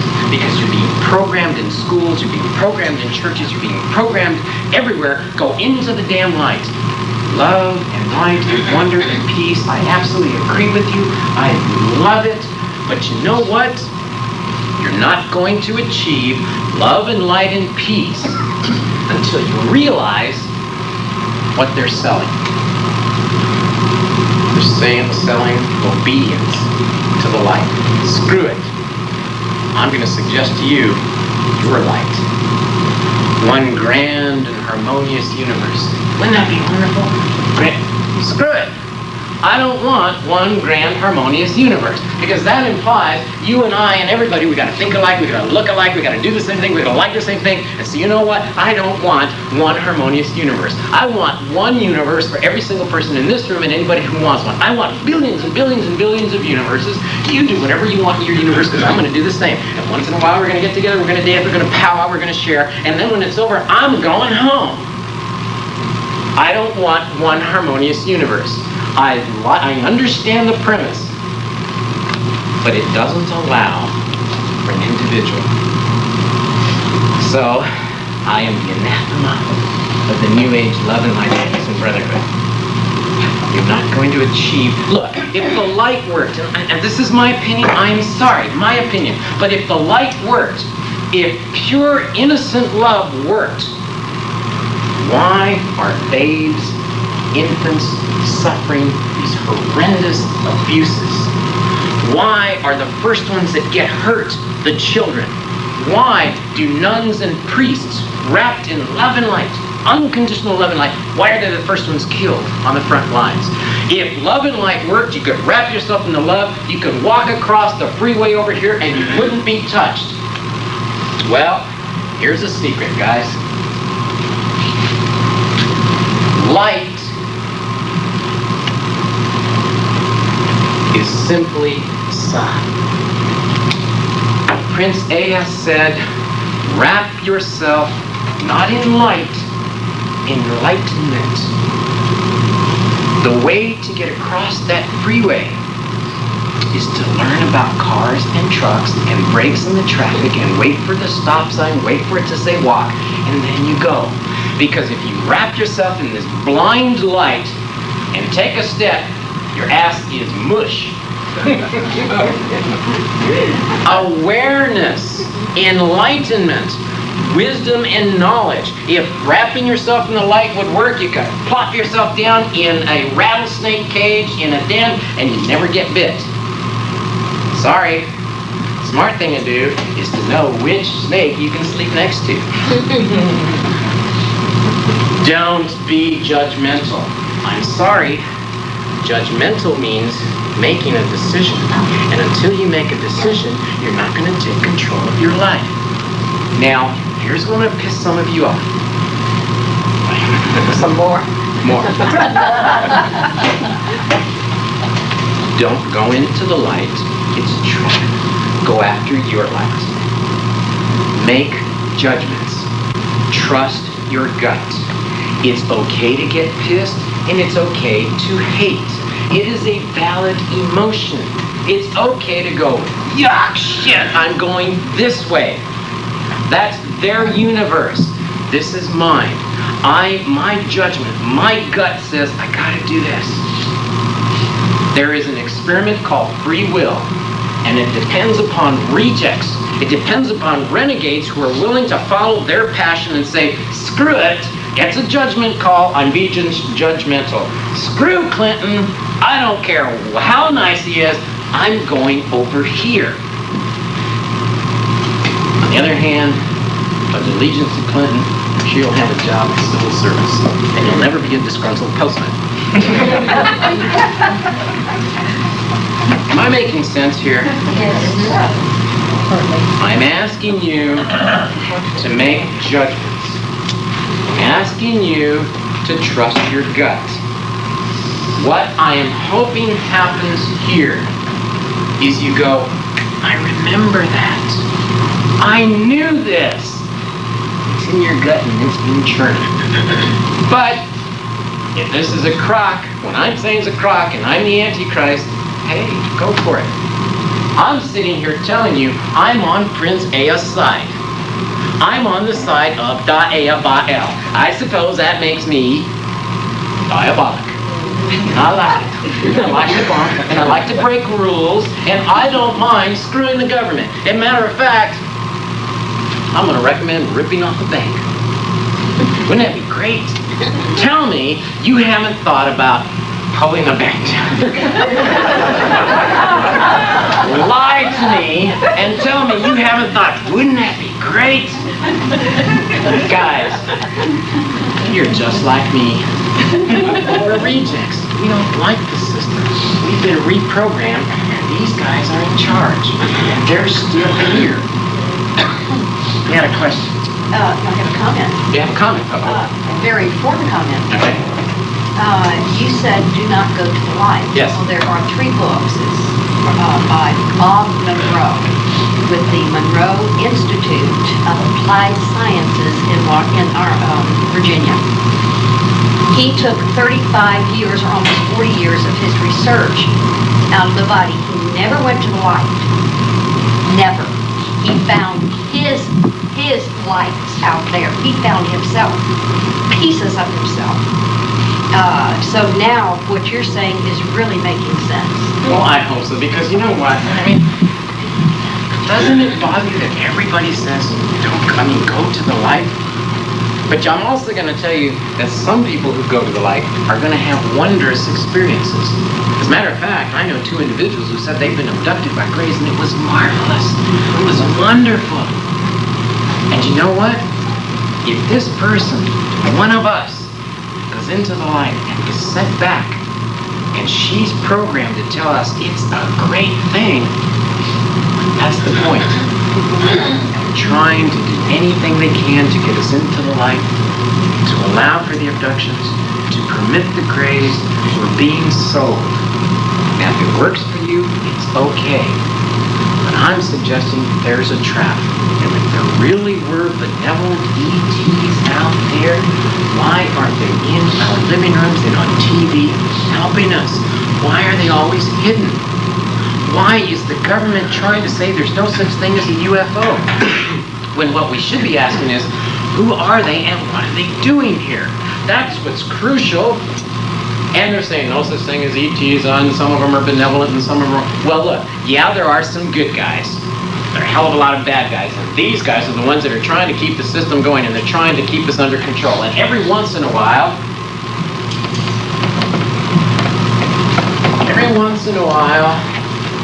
a renegade star system says, let's go down and screw the lizards.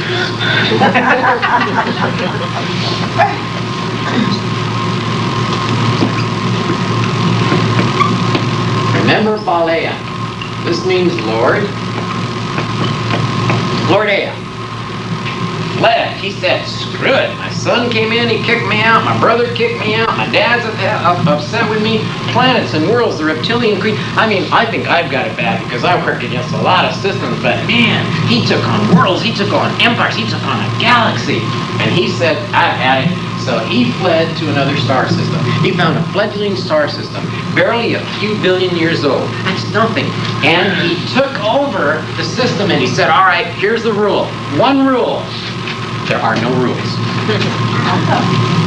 Rejects, renegades, pissed off with the system, people, you can come to my star system.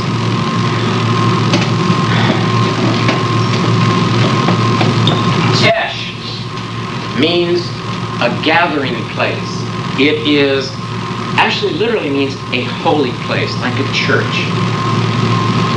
He fled to a star system and created a new colony.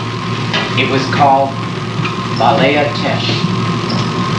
This star system was comprised of renegades, of rejects from star systems from all over. And they gathered there, and every once in a while, they are perhaps the most instrumental in coming down in attempting to break up the system. That was good pizza.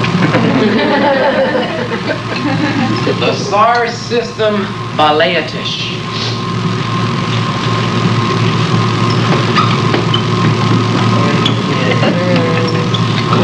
Oh, wow. Pleiades. Baleatish. The Pleiadians are good guys in that they want to undo the system. But there are Pleiadians who said, screw the system, we need some help, we need some money, we need whatever. There are good guys, there are bad guys. But for the most part, the Pleiadians are the race at the core of trying to undo the lizards. Well, one day, not too long ago, they sent down a ship with some scouts looking for a break, a chink in the armor of the reptilians, the lizards. And they found a corridor where there's a tremendous amount of travel, very crucial to the lizards. It's like I-10, the Peshman 10. There's a corridor that runs through the Four Corners area. And they were looking for a way to break down the system, this corridor. Unfortunately, they themselves got caught behind the lines. They were attacked. The ship was downed.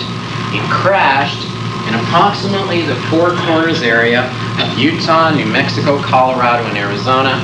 And it came down in August of 1947. Who was in the ship?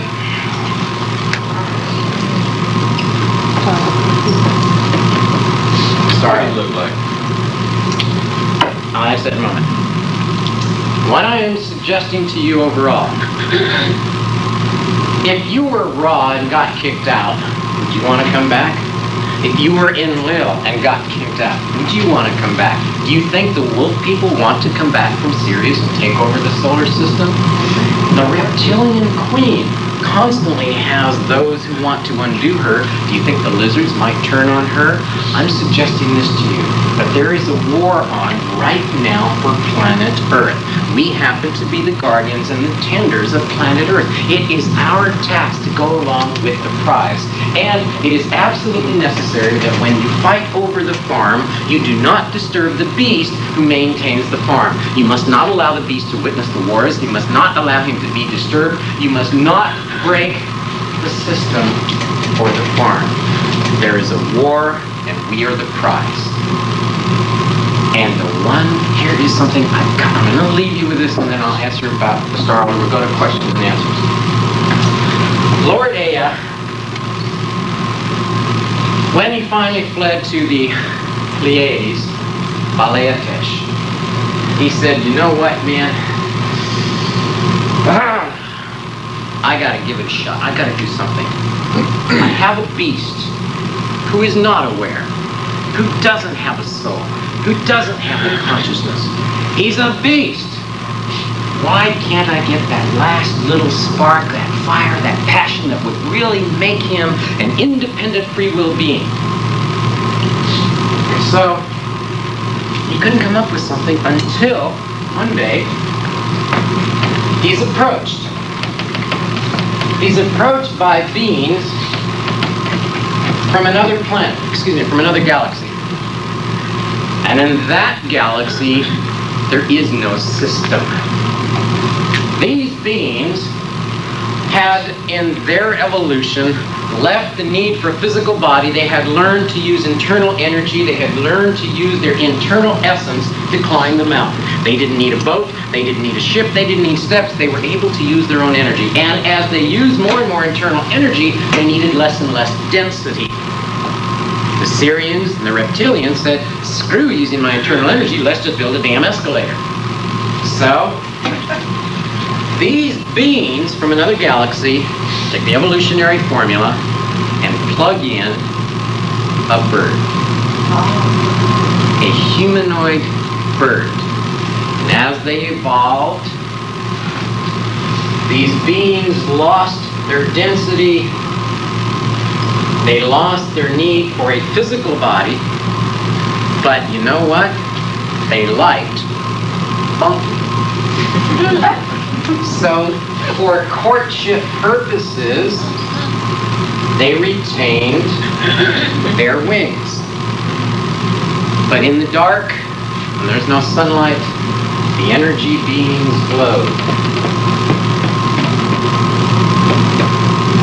And they came to Prince Ea. I said, do you really want to give him passion? Do you really want to give him independent free will? And I'll tell you what we're going to do. We're going to give you one of our own strands of DNA. And you hardwire it into the beast. And you're going to condemn him to passion. An unexplicable fire. And Prince Ea said, in a second, dude. And he took that DNA, and he went to the beast, wired it hard into the beast system. And suddenly, the beast, the primitive beast, went, whoa, man. You know what? There's more than feels in the minds, man. There's a galaxy, there's stars. There was a consciousness. Suddenly, he was linked with another race in another galaxy. Suddenly he was aware, he was conscious, there was this thing inside him. These beings were called Aku. The gift that was given to Prince Ea, that was placed inside of the beast, was known as the gift of the feather. Now, Ea in ancient hieroglyphs, long A, is written as a hand extended out. Short A is written as a feather. Ea in ancient hieroglyphs is a hand extending a feather.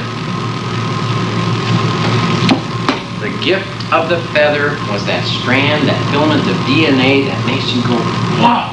It's about love, it's about irrationality, it's about fire, it's about knowing it's not good for you, but doing it anyway.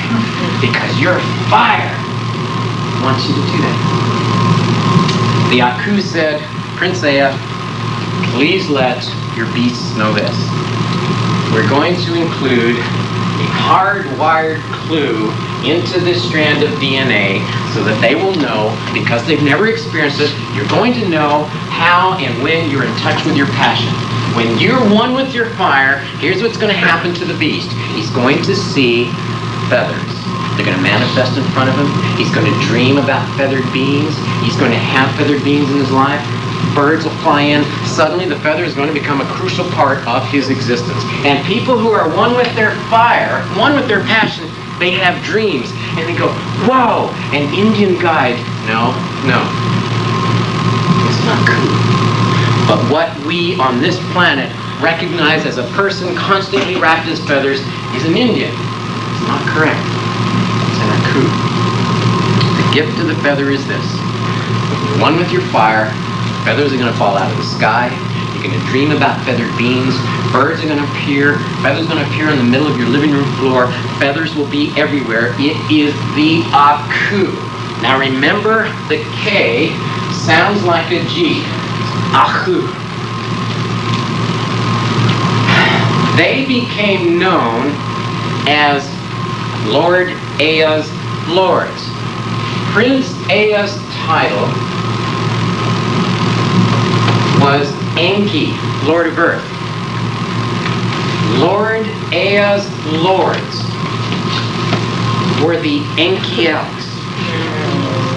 The Enki elves. Angels who were responsible for the passion, who were responsible for that irrational and illogical fire. It was a gift that came from them. But ain't enough. Prince Ea says, wow, I got a beast man unleashed. Fire unleashed. Now what are you going to do with that? And Prince Ea said, I only got one thing left to do, man. Prince Ea, eldest son of the Syrian king responsible for the lordship of planet Earth and the solar system in this neck of the woods, Prince Ea pricked his finger. And he took his own DNA and he mixed it with the beast. And in doing that, the reject became a son of the Lord Creator. He was an offspring of the God of creation himself. Lord Ea endowed us through his own DNA with the right of royalty. We can assume the damn throne of planet Earth in our own solar system. We have the right to assume control of our planet. And we have the fire, and we have the passion, and you know what? The system says, Jesus Christ. Don't let them know this story. Because if 51% of them stand up and say, I'm as mad as hell and I'm not going to take it anymore, I want the aliens out, I want the Greys out, I have a right to the throne of this planet, we're going to take over and we have a right to do it. And you know what? We're going to make it a free will, passionate, bog-loving empire. The system doesn't want it. That's why you're being denied, manipulated, steered, and controlled. God bless you. And the lizard said, oh shit. What if they find out about the story? What are we going to do? And one of the lizards says, I got an idea. Let's take the story of the Death Star. Let's take the story of the rebellions. Let's take this whole story and let's go to him, and while he's asleep, let's reprogram his mind. Let's put it into his mind, and when he wakes up, he's going to go, hey, I got a great idea.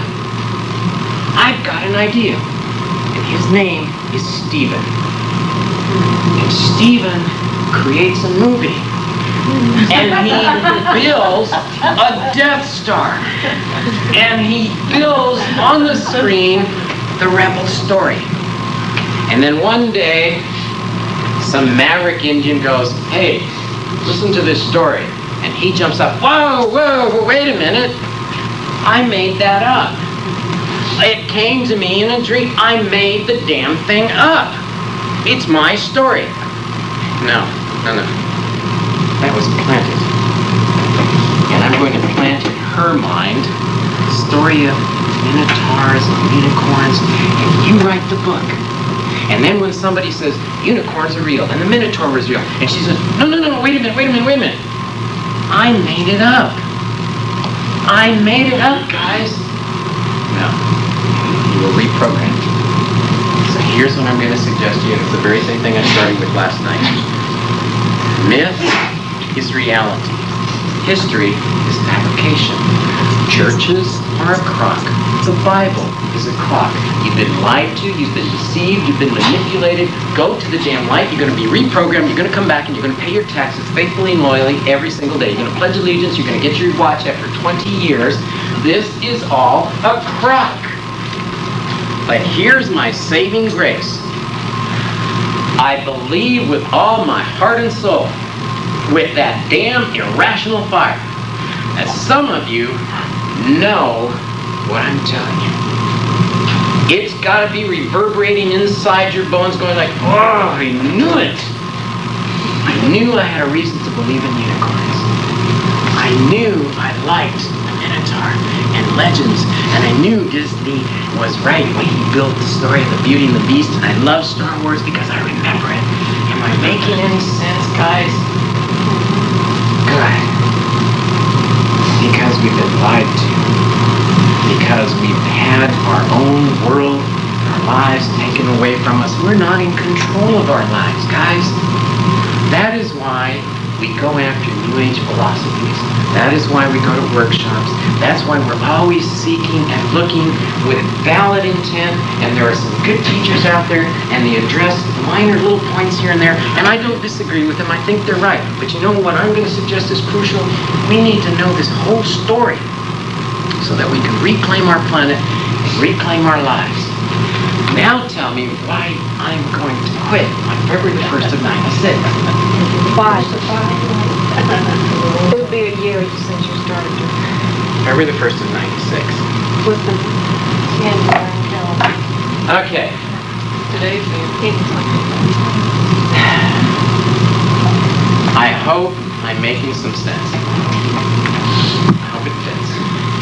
Now with that, okay, with all of this, I mean, a lot to think about. I'm going to leave you with this. I want to take some people to the Canyonlands. I want you to hands-on experiences. You're going to experience unreal things. You're going to see evidence of a Prince Aya colony. You're going to see the lights in the skies, and you're going to see the ships, and you're going to see the phenomena. You go with me to the Canyonlands. I'll talk to you about it afterwards. You go to the Canyonlands alone, be careful. Extremely careful. Okay? Alright. I've given you a lot. We got just a little time. Would you like to take a break and then go to question and answer, or should we just go straight into question and answer? Why are you stopping on February 1st? You need to. Yeah, right on. And then we'll take a break. Alright? We'll do this.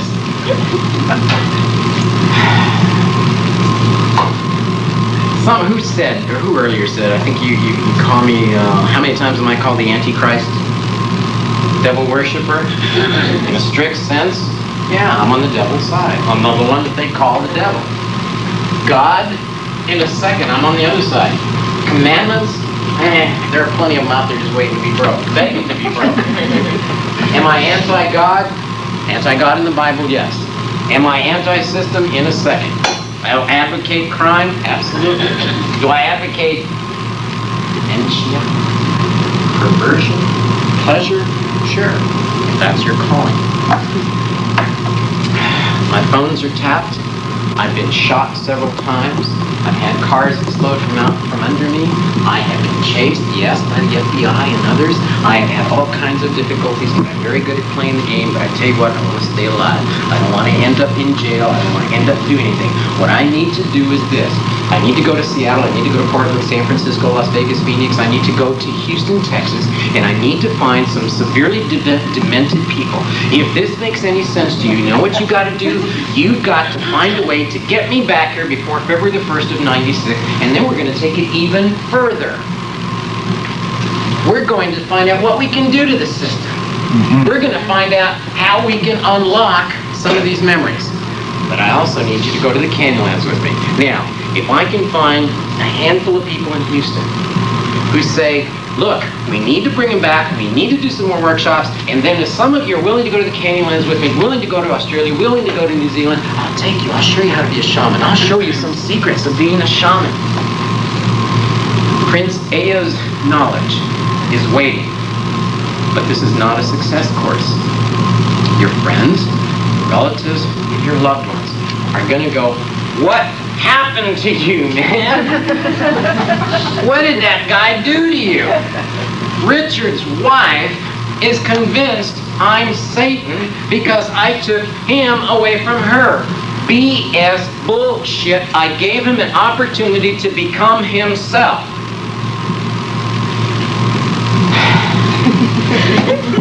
Do not follow this path. It's dangerous. People are going to think you're nuts. Everyone that you ever loved is going to think What's wrong with you? Did he brainwash you? No. I gave you an opportunity to be you. Robert, So you got to bring me back. Yes, ma'am. before you close, in the tape that Ted was showing us, that where it shows like UFOs in space, and they're fighting. All right, and it also shows the close-up of one UFO there at the space shuttle. Is this part of the battle of keeping Yes. the good ones out and the bad ones staying in? Yep. The battle is about keeping those who want to bust the system up. It's about keeping them out. There are many, many videos now. And take a look at a lot of what's going on. Do you know that we can't get live pictures from Mars anymore? You cannot get any recent pictures of the moon. Anything you get has to be before, what, 82 or 83 pictures of the moon. Why can't we get, with all the technology, why can't we get these videos now, these transmissions, when we used to get them all the time in the 60s? Why? Because we're going to find out there's a war out there and we're the prize. Well, you know what? I ain't nobody's prize. I'm a pissed off Indian and I want my own space with my own universe. I got an attitude. Okay, yes, ma'am. Did you see the recent televised program that showed the view from our recent, one of our recent space trips with the lights that were going? I'm trying to hit the ship and the ship does a zigzag, is that the one? Yeah, where they're saying they were UFOs. They were specks. Look guys, I want you to check out everything I've claimed. I want you to look at the glyphs. I want you to get the TERRA papers. I want you to rip them to shreds. I want you to look up what Prince Ea means in hieroglyphs. I want you to look at the videotapes. Have I made any sense? Have I presented a case? I don't know. But you've got to bring me back. I don't have that much time. And some of you have got to go with me because some of you are going to become ASU. It is necessary to go and we don't want to shake, we're not going to evangelize, we're not going to force people to look at it. We just want to say, does this make sense? Take another step over here. Does this make sense? Take another step over here. It has to make sense to you. You've got to know it, which is why I love the concept of the club of choice. Or choices, excuse me. These are things you must know. Don't accept it. Challenge it. And I will stand on the work itself. Don't believe me, I'll stand on the story. Okay? Question, what about the elder? What happened to him? What does he look like? Where does he live? Has he gone home? Is he alive? All right, let's start. Okay. We have recently been asked to reprint. I tried to tell this story in Australia about 4 years ago. Boy, I thought the United States was conservative. You ain't seen conservative till you go to Australia. Well, we have the story of the Star Elder, and we're going to reprint that book. Actually, we were just talking about it this morning. I think we're going to get it reprinted. And in the story, we tell about the Star Elder, who was some of the Pleiades. He was on the scout ship. He got down. But he found some primitives who were using the same disciplines and traditions and philosophies, the same way of life that he grew up with and becoming a warrior in the Pleiades. The focusing, the vision quest, the centering, the techniques. So he decided to stay. He did not leave right away. In fact, there was some practicality. Why endanger another ship coming down on a rescue mission? Just stay away.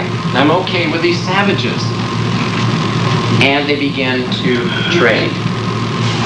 In the story, the Star Elder in the Australian version, I explain that to communicate with the Star Elder, with the Pleiadians, there isn't a use of lips. You don't actually speak. And it isn't, and I'm not sure I like telepathy. It's more about feeling the whole thing. If you really love someone, and you look at them, and you know what they're thinking. It's not a look, it's not a word, it's just, you know how you just know that? Huh? It's a knowing. Now, is that telepathy? I don't think so. I think telepathy literally means from mind to mind. What the elder does is what you and I do all the time, because God bless us, we have that gift. We can feel another person. And what the elder did when he first began to communicate was he tried to make them feel the asteroid, the collision, the destruction, and the war. And if suddenly you're sitting there and all of a sudden, bam, you feel the explosions, you feel the heat from the laser lights, you feel all this, it's just overwhelming. So he tried, and it was too much. So he resorted to a crystal to create the images. The first thing I have to do is, if I'm going to teach you to communicate with me in the Apache language, any language, I first have to get you to admit there is that language to begin with, that it can be done. You have to see it in action. And so little by little, you teach how to do it, using the tongue, using the lips, using the sounds, then forming the sounds to make words. So communication now is, you just feel it. Questions. Did the Star Elder go back? Yes, in time he did go back. Has he ever returned to Earth? Yes, he has. He was here as recent as a couple of weeks ago. Am I in contact with him? No. I don't want to be in contact with him. I don't want to know where he is. But is he in contact with me? You damn betcha. Because there are times I go, whoa. All right, I'll be right there. We know. Is he alive? Yes. How old is he? Last count, probably a little over 700,000 years. Did you know that the human body is capable of living well over 1,000 years? We are built and programmed, we are programmed to self-destruct. We are programmed to become obsolete and die before we become 100. Why? Because if we live to be 200, 300, or 500, damn good chance we're going to remember, and we might cop an attitude, and we might want our planet back. So we are designed and programmed to self-destruct. We're designed to fight with each other. We're designed to focus on each other's weakness and attack each other, rather than go, damn, I remember, I want my planet back. We have to admit there are aliens before we can take our planet back. Why do we have any more right to the planet than the people who created us and who engineered us? We don't. They can claim it as easily as we can claim it. But there's a catch in galactic law. Possession. I disagree. We're here, and if we go, this is our world, and we have a legal right to it, a blood right to it, we can claim it. We're here, man. What you're saying, though, is that since we self-destruct and we die before the age of 150, whatever, we go to the light. And we get reprogrammed, and we come back. Exactly. Okay, so we reincarnate. Yes. And if we don't go to the light, and if we go to ourselves, what happens? Okay, you got a choice. You can come back, or you can go somewhere else. Now, I'm going to apologize because we now are on the verge of what I call Earth 101. What the hell am I doing here? Yeah, I was going to ask you, why are Now, we here? what do I do? Right? I'm not going to have... What's our mission? I'm not going to have time, but let's do this. Here's some advice from the elder. This is not mine, this is from the elder. You're not going to change the system.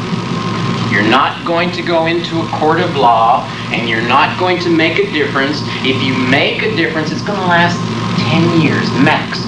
And then the system is going to find a way to override that. Do you know that Jesus, Jesus, went out there, he preached the maverick religion, and it worked. For a short time, he got the system to change. But you know what happened? That very maverick teaching that he was using has now been bastardized, it's been twisted, and it now becomes the very foundation of the system that he was trying to undo.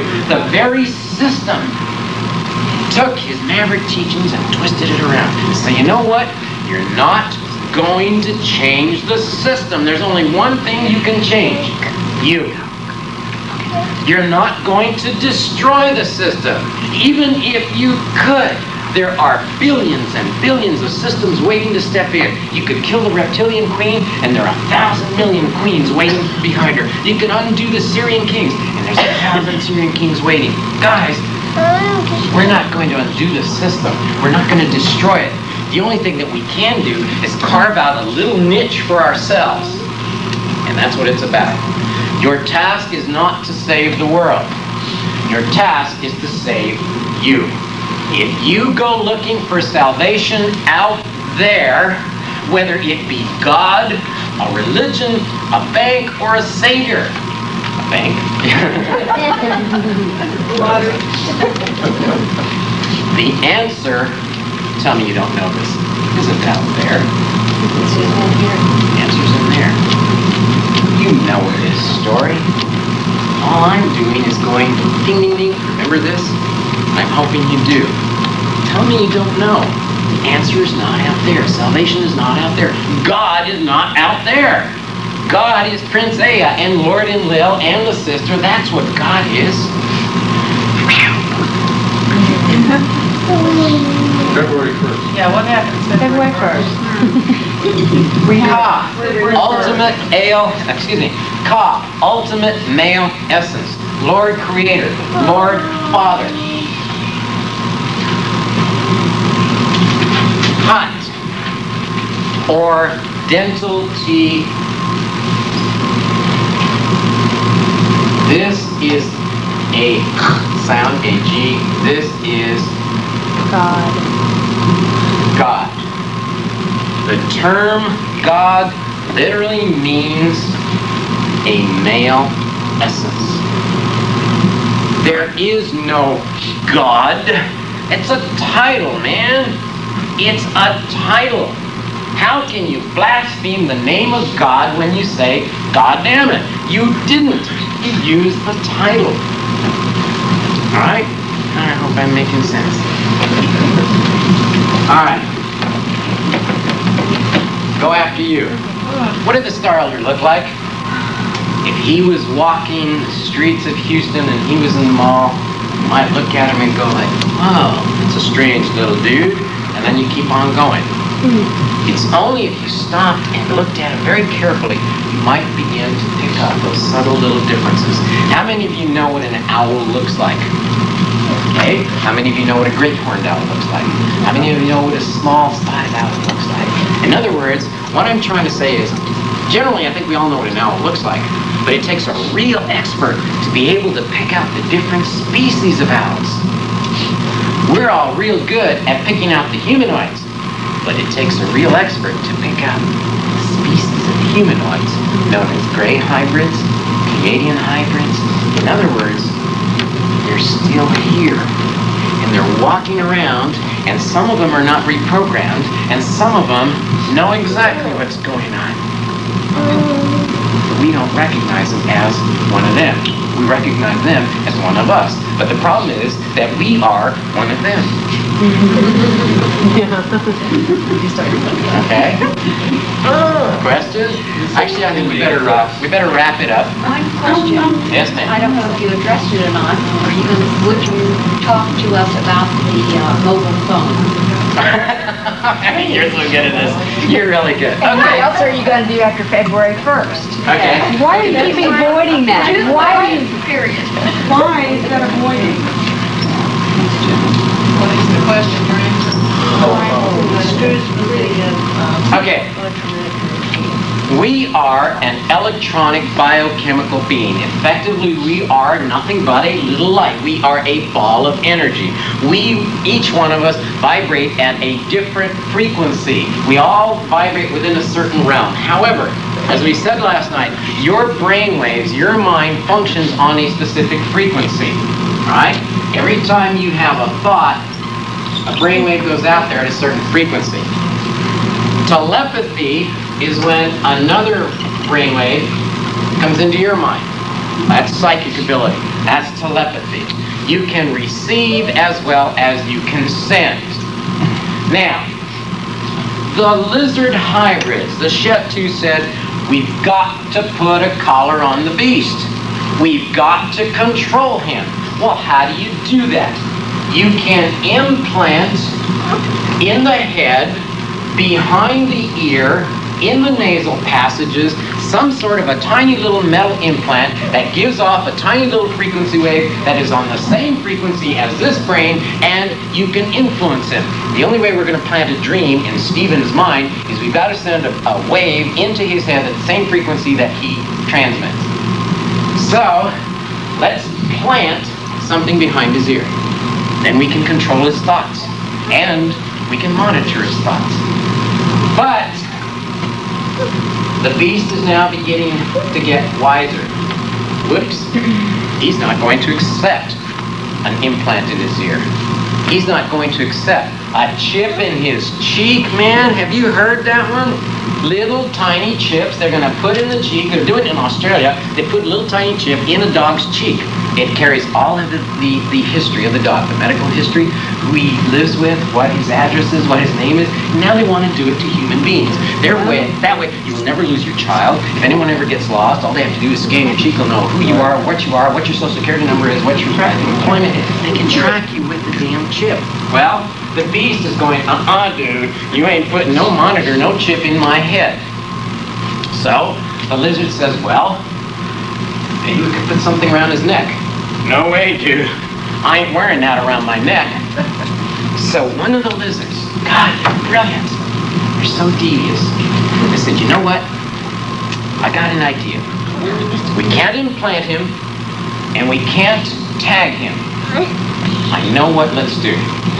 Let's take a device that functions at exactly the same frequency as brainwaves. And let's sell him the idea he has to have it. It is a way to transmit signals and receive signals. Got it. A cellular phone. Did you know that of all the electronic devices that we use today, there is only one that matches the same frequency as our brainwaves. 7 megahertz? 7 to 10. Please check the frequency of cellular phones. And you know what happens? They become addicted because they're functioning at the same frequency of your own brainwave, and so you start getting, whoa, and you want it there all the time, which permits you to be monitored as well as transmitted to. You're gonna have a damn thing right here. And you know what? You need it. You want it. And you are gonna pay for it. And you know what else? Here's a wager. Not only is cellular phone going to increase, that's going to demand more telephone frequency lines that accommodate cellular lines. So, look for the FCC in the next couple of years to go, we are going to allow 1,000 more lines for cellular phones. And they're going to become smaller, they're going to be more compact, they're going to be less expensive, and they're going to get them to your kids. Give it to your kid. That way your kid will never get lost. You can always call home and give it to your loved one so that when she's out on the road or she has to, she's going to be fine. You're going to have that cellular phone here all the time. And not only does it monitor you and transmit signals into your head, it gives you damn cancer. It's a way to destruct, self-destruct, and we pay for it. Yes. Not quite as strong as this portable, but yes, there's no difference. And you know what else you gotta watch out for? You terrify me. Is it beepers? TV, television.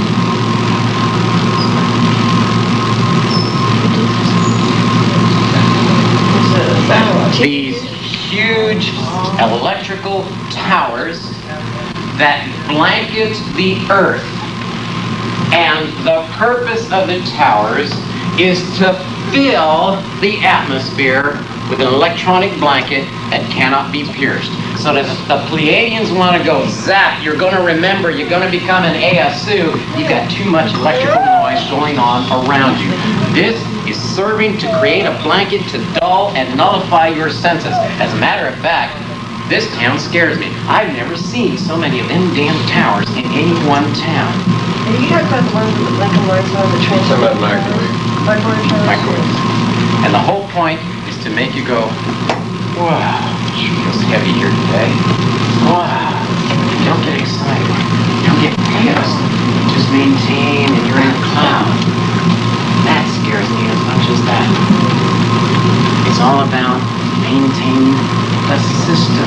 Remember, and the prophet shall lead them. The Pleiadians are like the systems busters, are essentially the good guys. Barbara Marciniak stuff. The Ashtar Command claims to be Pleiadian. I'm sorry? You're saying the Ashtar Command is connected to Isis, who was not good. So what's the deal? I'm saying, check me out. Check out my story. Challenge it, question it, go after it. If I make sense, great. If I don't, that's great too. Guys, I have come in here and my job is to try to rip down all the walls and try to rip down all your beliefs and to take down the foundation and to bear you to the truth. And once I rip these walls down, please ask my bro Rich. We have cried together, man. We have spilled blood together. This son of a bitch, it hurts. And I never loved anyone more than I love him. But it hurts, man. And I'm going to tear down the wall. And I'm going to show you the truth. But by God, I am not going to rebuild the walls. I am not going to rebuild your belief system. I am not going to give you salvation. That's your job, man. I'm a son of a bitch. Because I want you to see the truth. And I'll cry with you. I'll be damned if I'm going to give you your life back. That's your job. Okay? That's your job. So, February 1st, 1996. what about it? You brought the subject up. You're stopping. You keep bringing it up. Tell me why I am going to quit doing this on February the 1st of 1996. You're a danger to the system. You're going to. If you don't have enough people that have interest to help you. I need some help. I need some of you to bring me back. I need you to help me raise the money to get a computer. Do you know we had a whole office set up in Las Vegas? We had copiers, we had fax machines, we had phones, we had computers, we had an internet connection, we had all kinds of stuff. And you know what? They went in and they hit us. And they took all the electronic stuff. They didn't take the microwave. They didn't take the furniture. They didn't take some of this other stuff. They didn't take some of the Indian artifacts. They took the electronic stuff. They took all my discs. They took all the hard copy. So you know what? I've got to rebuild it. But you know, I was pretty dumb. I was a primitive. So I sent copies of my discs to other primitives on the reservation. So I got them back. Now I've got to get a new computer. I don't have a computer. Part of the reason that I'm doing this is I'm hoping some of you go, I got a computer. I have a computer. I go on the internet. I can help you. I can crunch data. I can print out copies. I'll help you put together another workshop so that I can learn some more. I want you to be selfish because if this sounds good to you, be damn selfish and find a way to bring me back so that we can turn on some other people or turn off some other people, piss some people off and get some people really excited. We need to let people know. We got to get 51% of the planet to go, I remember this and I want my damn planet back. I need some help. I need some cover. In the middle of the night, if I call up and say, whoops, Phoenix is hot, I gotta go somewhere, Houston's hotter. Look guys, I am not gonna sit here and lie to you. I was chased through Australia. I have had cops, I've had all kinds of problems. I've busted up some things that I shouldn't have busted up. Richard has seen me beat up, man. I've suffered radiation poison. You want to see a ship, you want to know how to get in, you want to mess up a grave, I'll show you how to do this, but you got to know how to get out. And one of these days, in the middle of the night, you're going to get a phone call from an Indian that goes, hide me, man. I need to get away from the cops for 2 or 3 days. I need to get away from the system. The IRS is after me. I need a place to stay. I need a meal, man. Help me do another workshop. That's what I need. I need criminals. Yes. To what purpose are we doing this? All the rewards are built into the system. You say we're not going to destroy the system, so what are we doing? What are we creating? Freedom. You're creating a Well, I have freedom. I've already given up the system. I've already done all that. I believe all the things that you're saying. I've already experienced those things. But I still don't feel my purpose. You haven't found it yourself. Are you asking me to give you an answer? Gotta go in. Silly us, yeah. I'm not being facetious. I understand what you're saying, but I'm challenging other people to think about this. It's like, okay, I don't want to be part of the system anymore. I've already divorced that. But if you're not part of the system, Do you pay your taxes? no. Have a driver's license? If there's an IRS person here, it I've comes been up for living renewal for in you. August.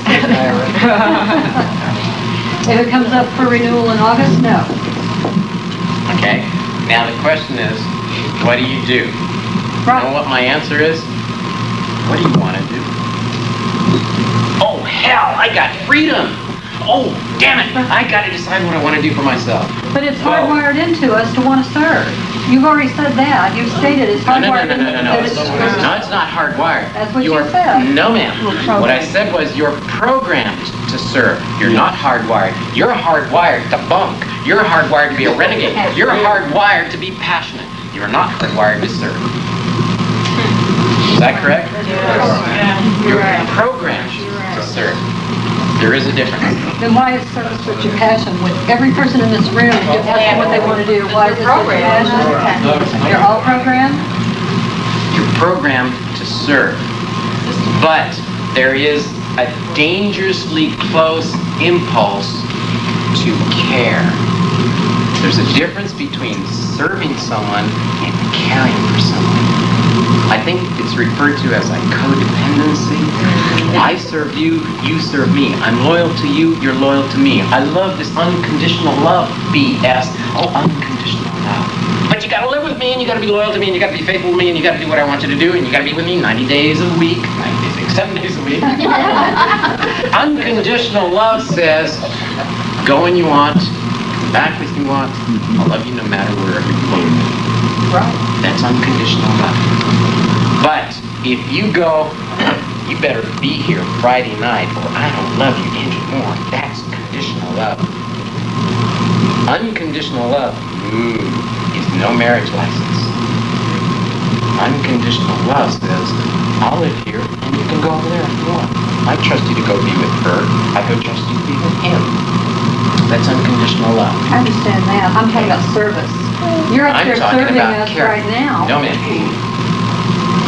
If I'm serving you, I'm destroying your belief system. I'm going after your ass, and I'm sitting here telling you I'm going to take it down, and I'm not going to rebuild it because you know what? I don't owe you shit. I am doing this because I believe in what I am doing. I believe in independence, renegade, freedom, that stuff. You like it? Join me. Share with me. But I am not anybody's teacher. I do not take apprentices. I am nobody's messiah, nobody's guru. I am here basically to say, do you like this? Do you want to do this? Then you come because you want to. I'm making sense. Yes, but why do you need to do that? I don't need to do it. Then why do you do that? That's why February the 1st, I quit.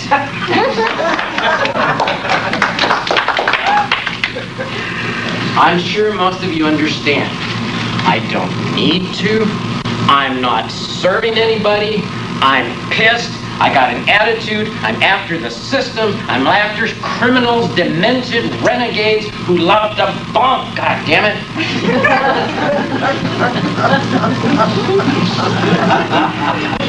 Yes. Canyon. Okay, listen. Canyonlands. Tell us about Canyon. Okay, wait just a second. I gotta thank Mary. Thank you for the opportunity. Welcome. It's been phenomenal. Richard and I were talking last night before the dinner meeting, and I thought, whoa, am I in the wrong place? Love and light and Peace and the New Age and the philosophies, which I'm not really denigrating, but I thought, boy, I don't fit here, because I'm going to sit here and I'm going to hit these people between the eyes. I'm going to go after everything that they ever believed in, and man, they're going to walk on me. I'll be lucky if I get 2 people at the workshop tomorrow, man. And I went in, and as soon as I got up there, now let's not get cliche, but you know what? I went up there and it's like, whoa, you guys are screwed, man. You like this stuff. And as I kept going, you kept feeding me, man. I'm sitting here, I probably lose 2 pounds every time I do one of these workshops. I get worked up because you guys are feeding me. I feed off of your dementia. If it makes sense. That's good for you, too. It's the second best feeling there is. You know what, guys? I've sat here and I have bared my soul to you. I'm telling you my story, my blessing and my curse. And I hope some of it makes sense. If some of you want to continue, you gotta come back, you gotta bring me back, you gotta go with me to the Canyonlands. I'm not going to rebuild the system for you. I'm not gonna give you a new faith. I'm not gonna teach you. I'm gonna show you. I want you to make decisions. And you know what? I'm gonna get pissed at you. I'm gonna go after you with a vengeance, huh, Richard? And I'm gonna make damn sure if you tell me I want to know the truth, but by God, I'm gonna strip you of all your prejudices and all your experiences. I'm gonna say, all right, goddammit, let's go take a look at the truth. And then you decide if you want to continue. You bail out any time you want. No problem. And I don't need it. I'm not gonna serve you. And on February the 1st, I fucking quit. So, unless I can get some help, I need help in all aspects. And it's over. And it's up to you. Talk to your kids. And you talk to your friends. And you become an ASU and you find out what it's like to be up here. And to be chased after. Well, let me tell you this. Thank you. Wow, I'm so glad you made it to the end of this video. That really means a lot to me, friend. I'm sure your mind is completely blown, but most likely not, because if you've been tuned into this channel, you've seen a lot of mind-blowing videos. If you aren't already tuned in, please click the logo here to subscribe to our channel, and hit the bell icon to be notified when we upload new videos. And if you enjoyed this video, please give it a like. Alright, that's it for now. 1 love. Peace in the highest vibration. High vibes, high vibes, high vibes. Yeah.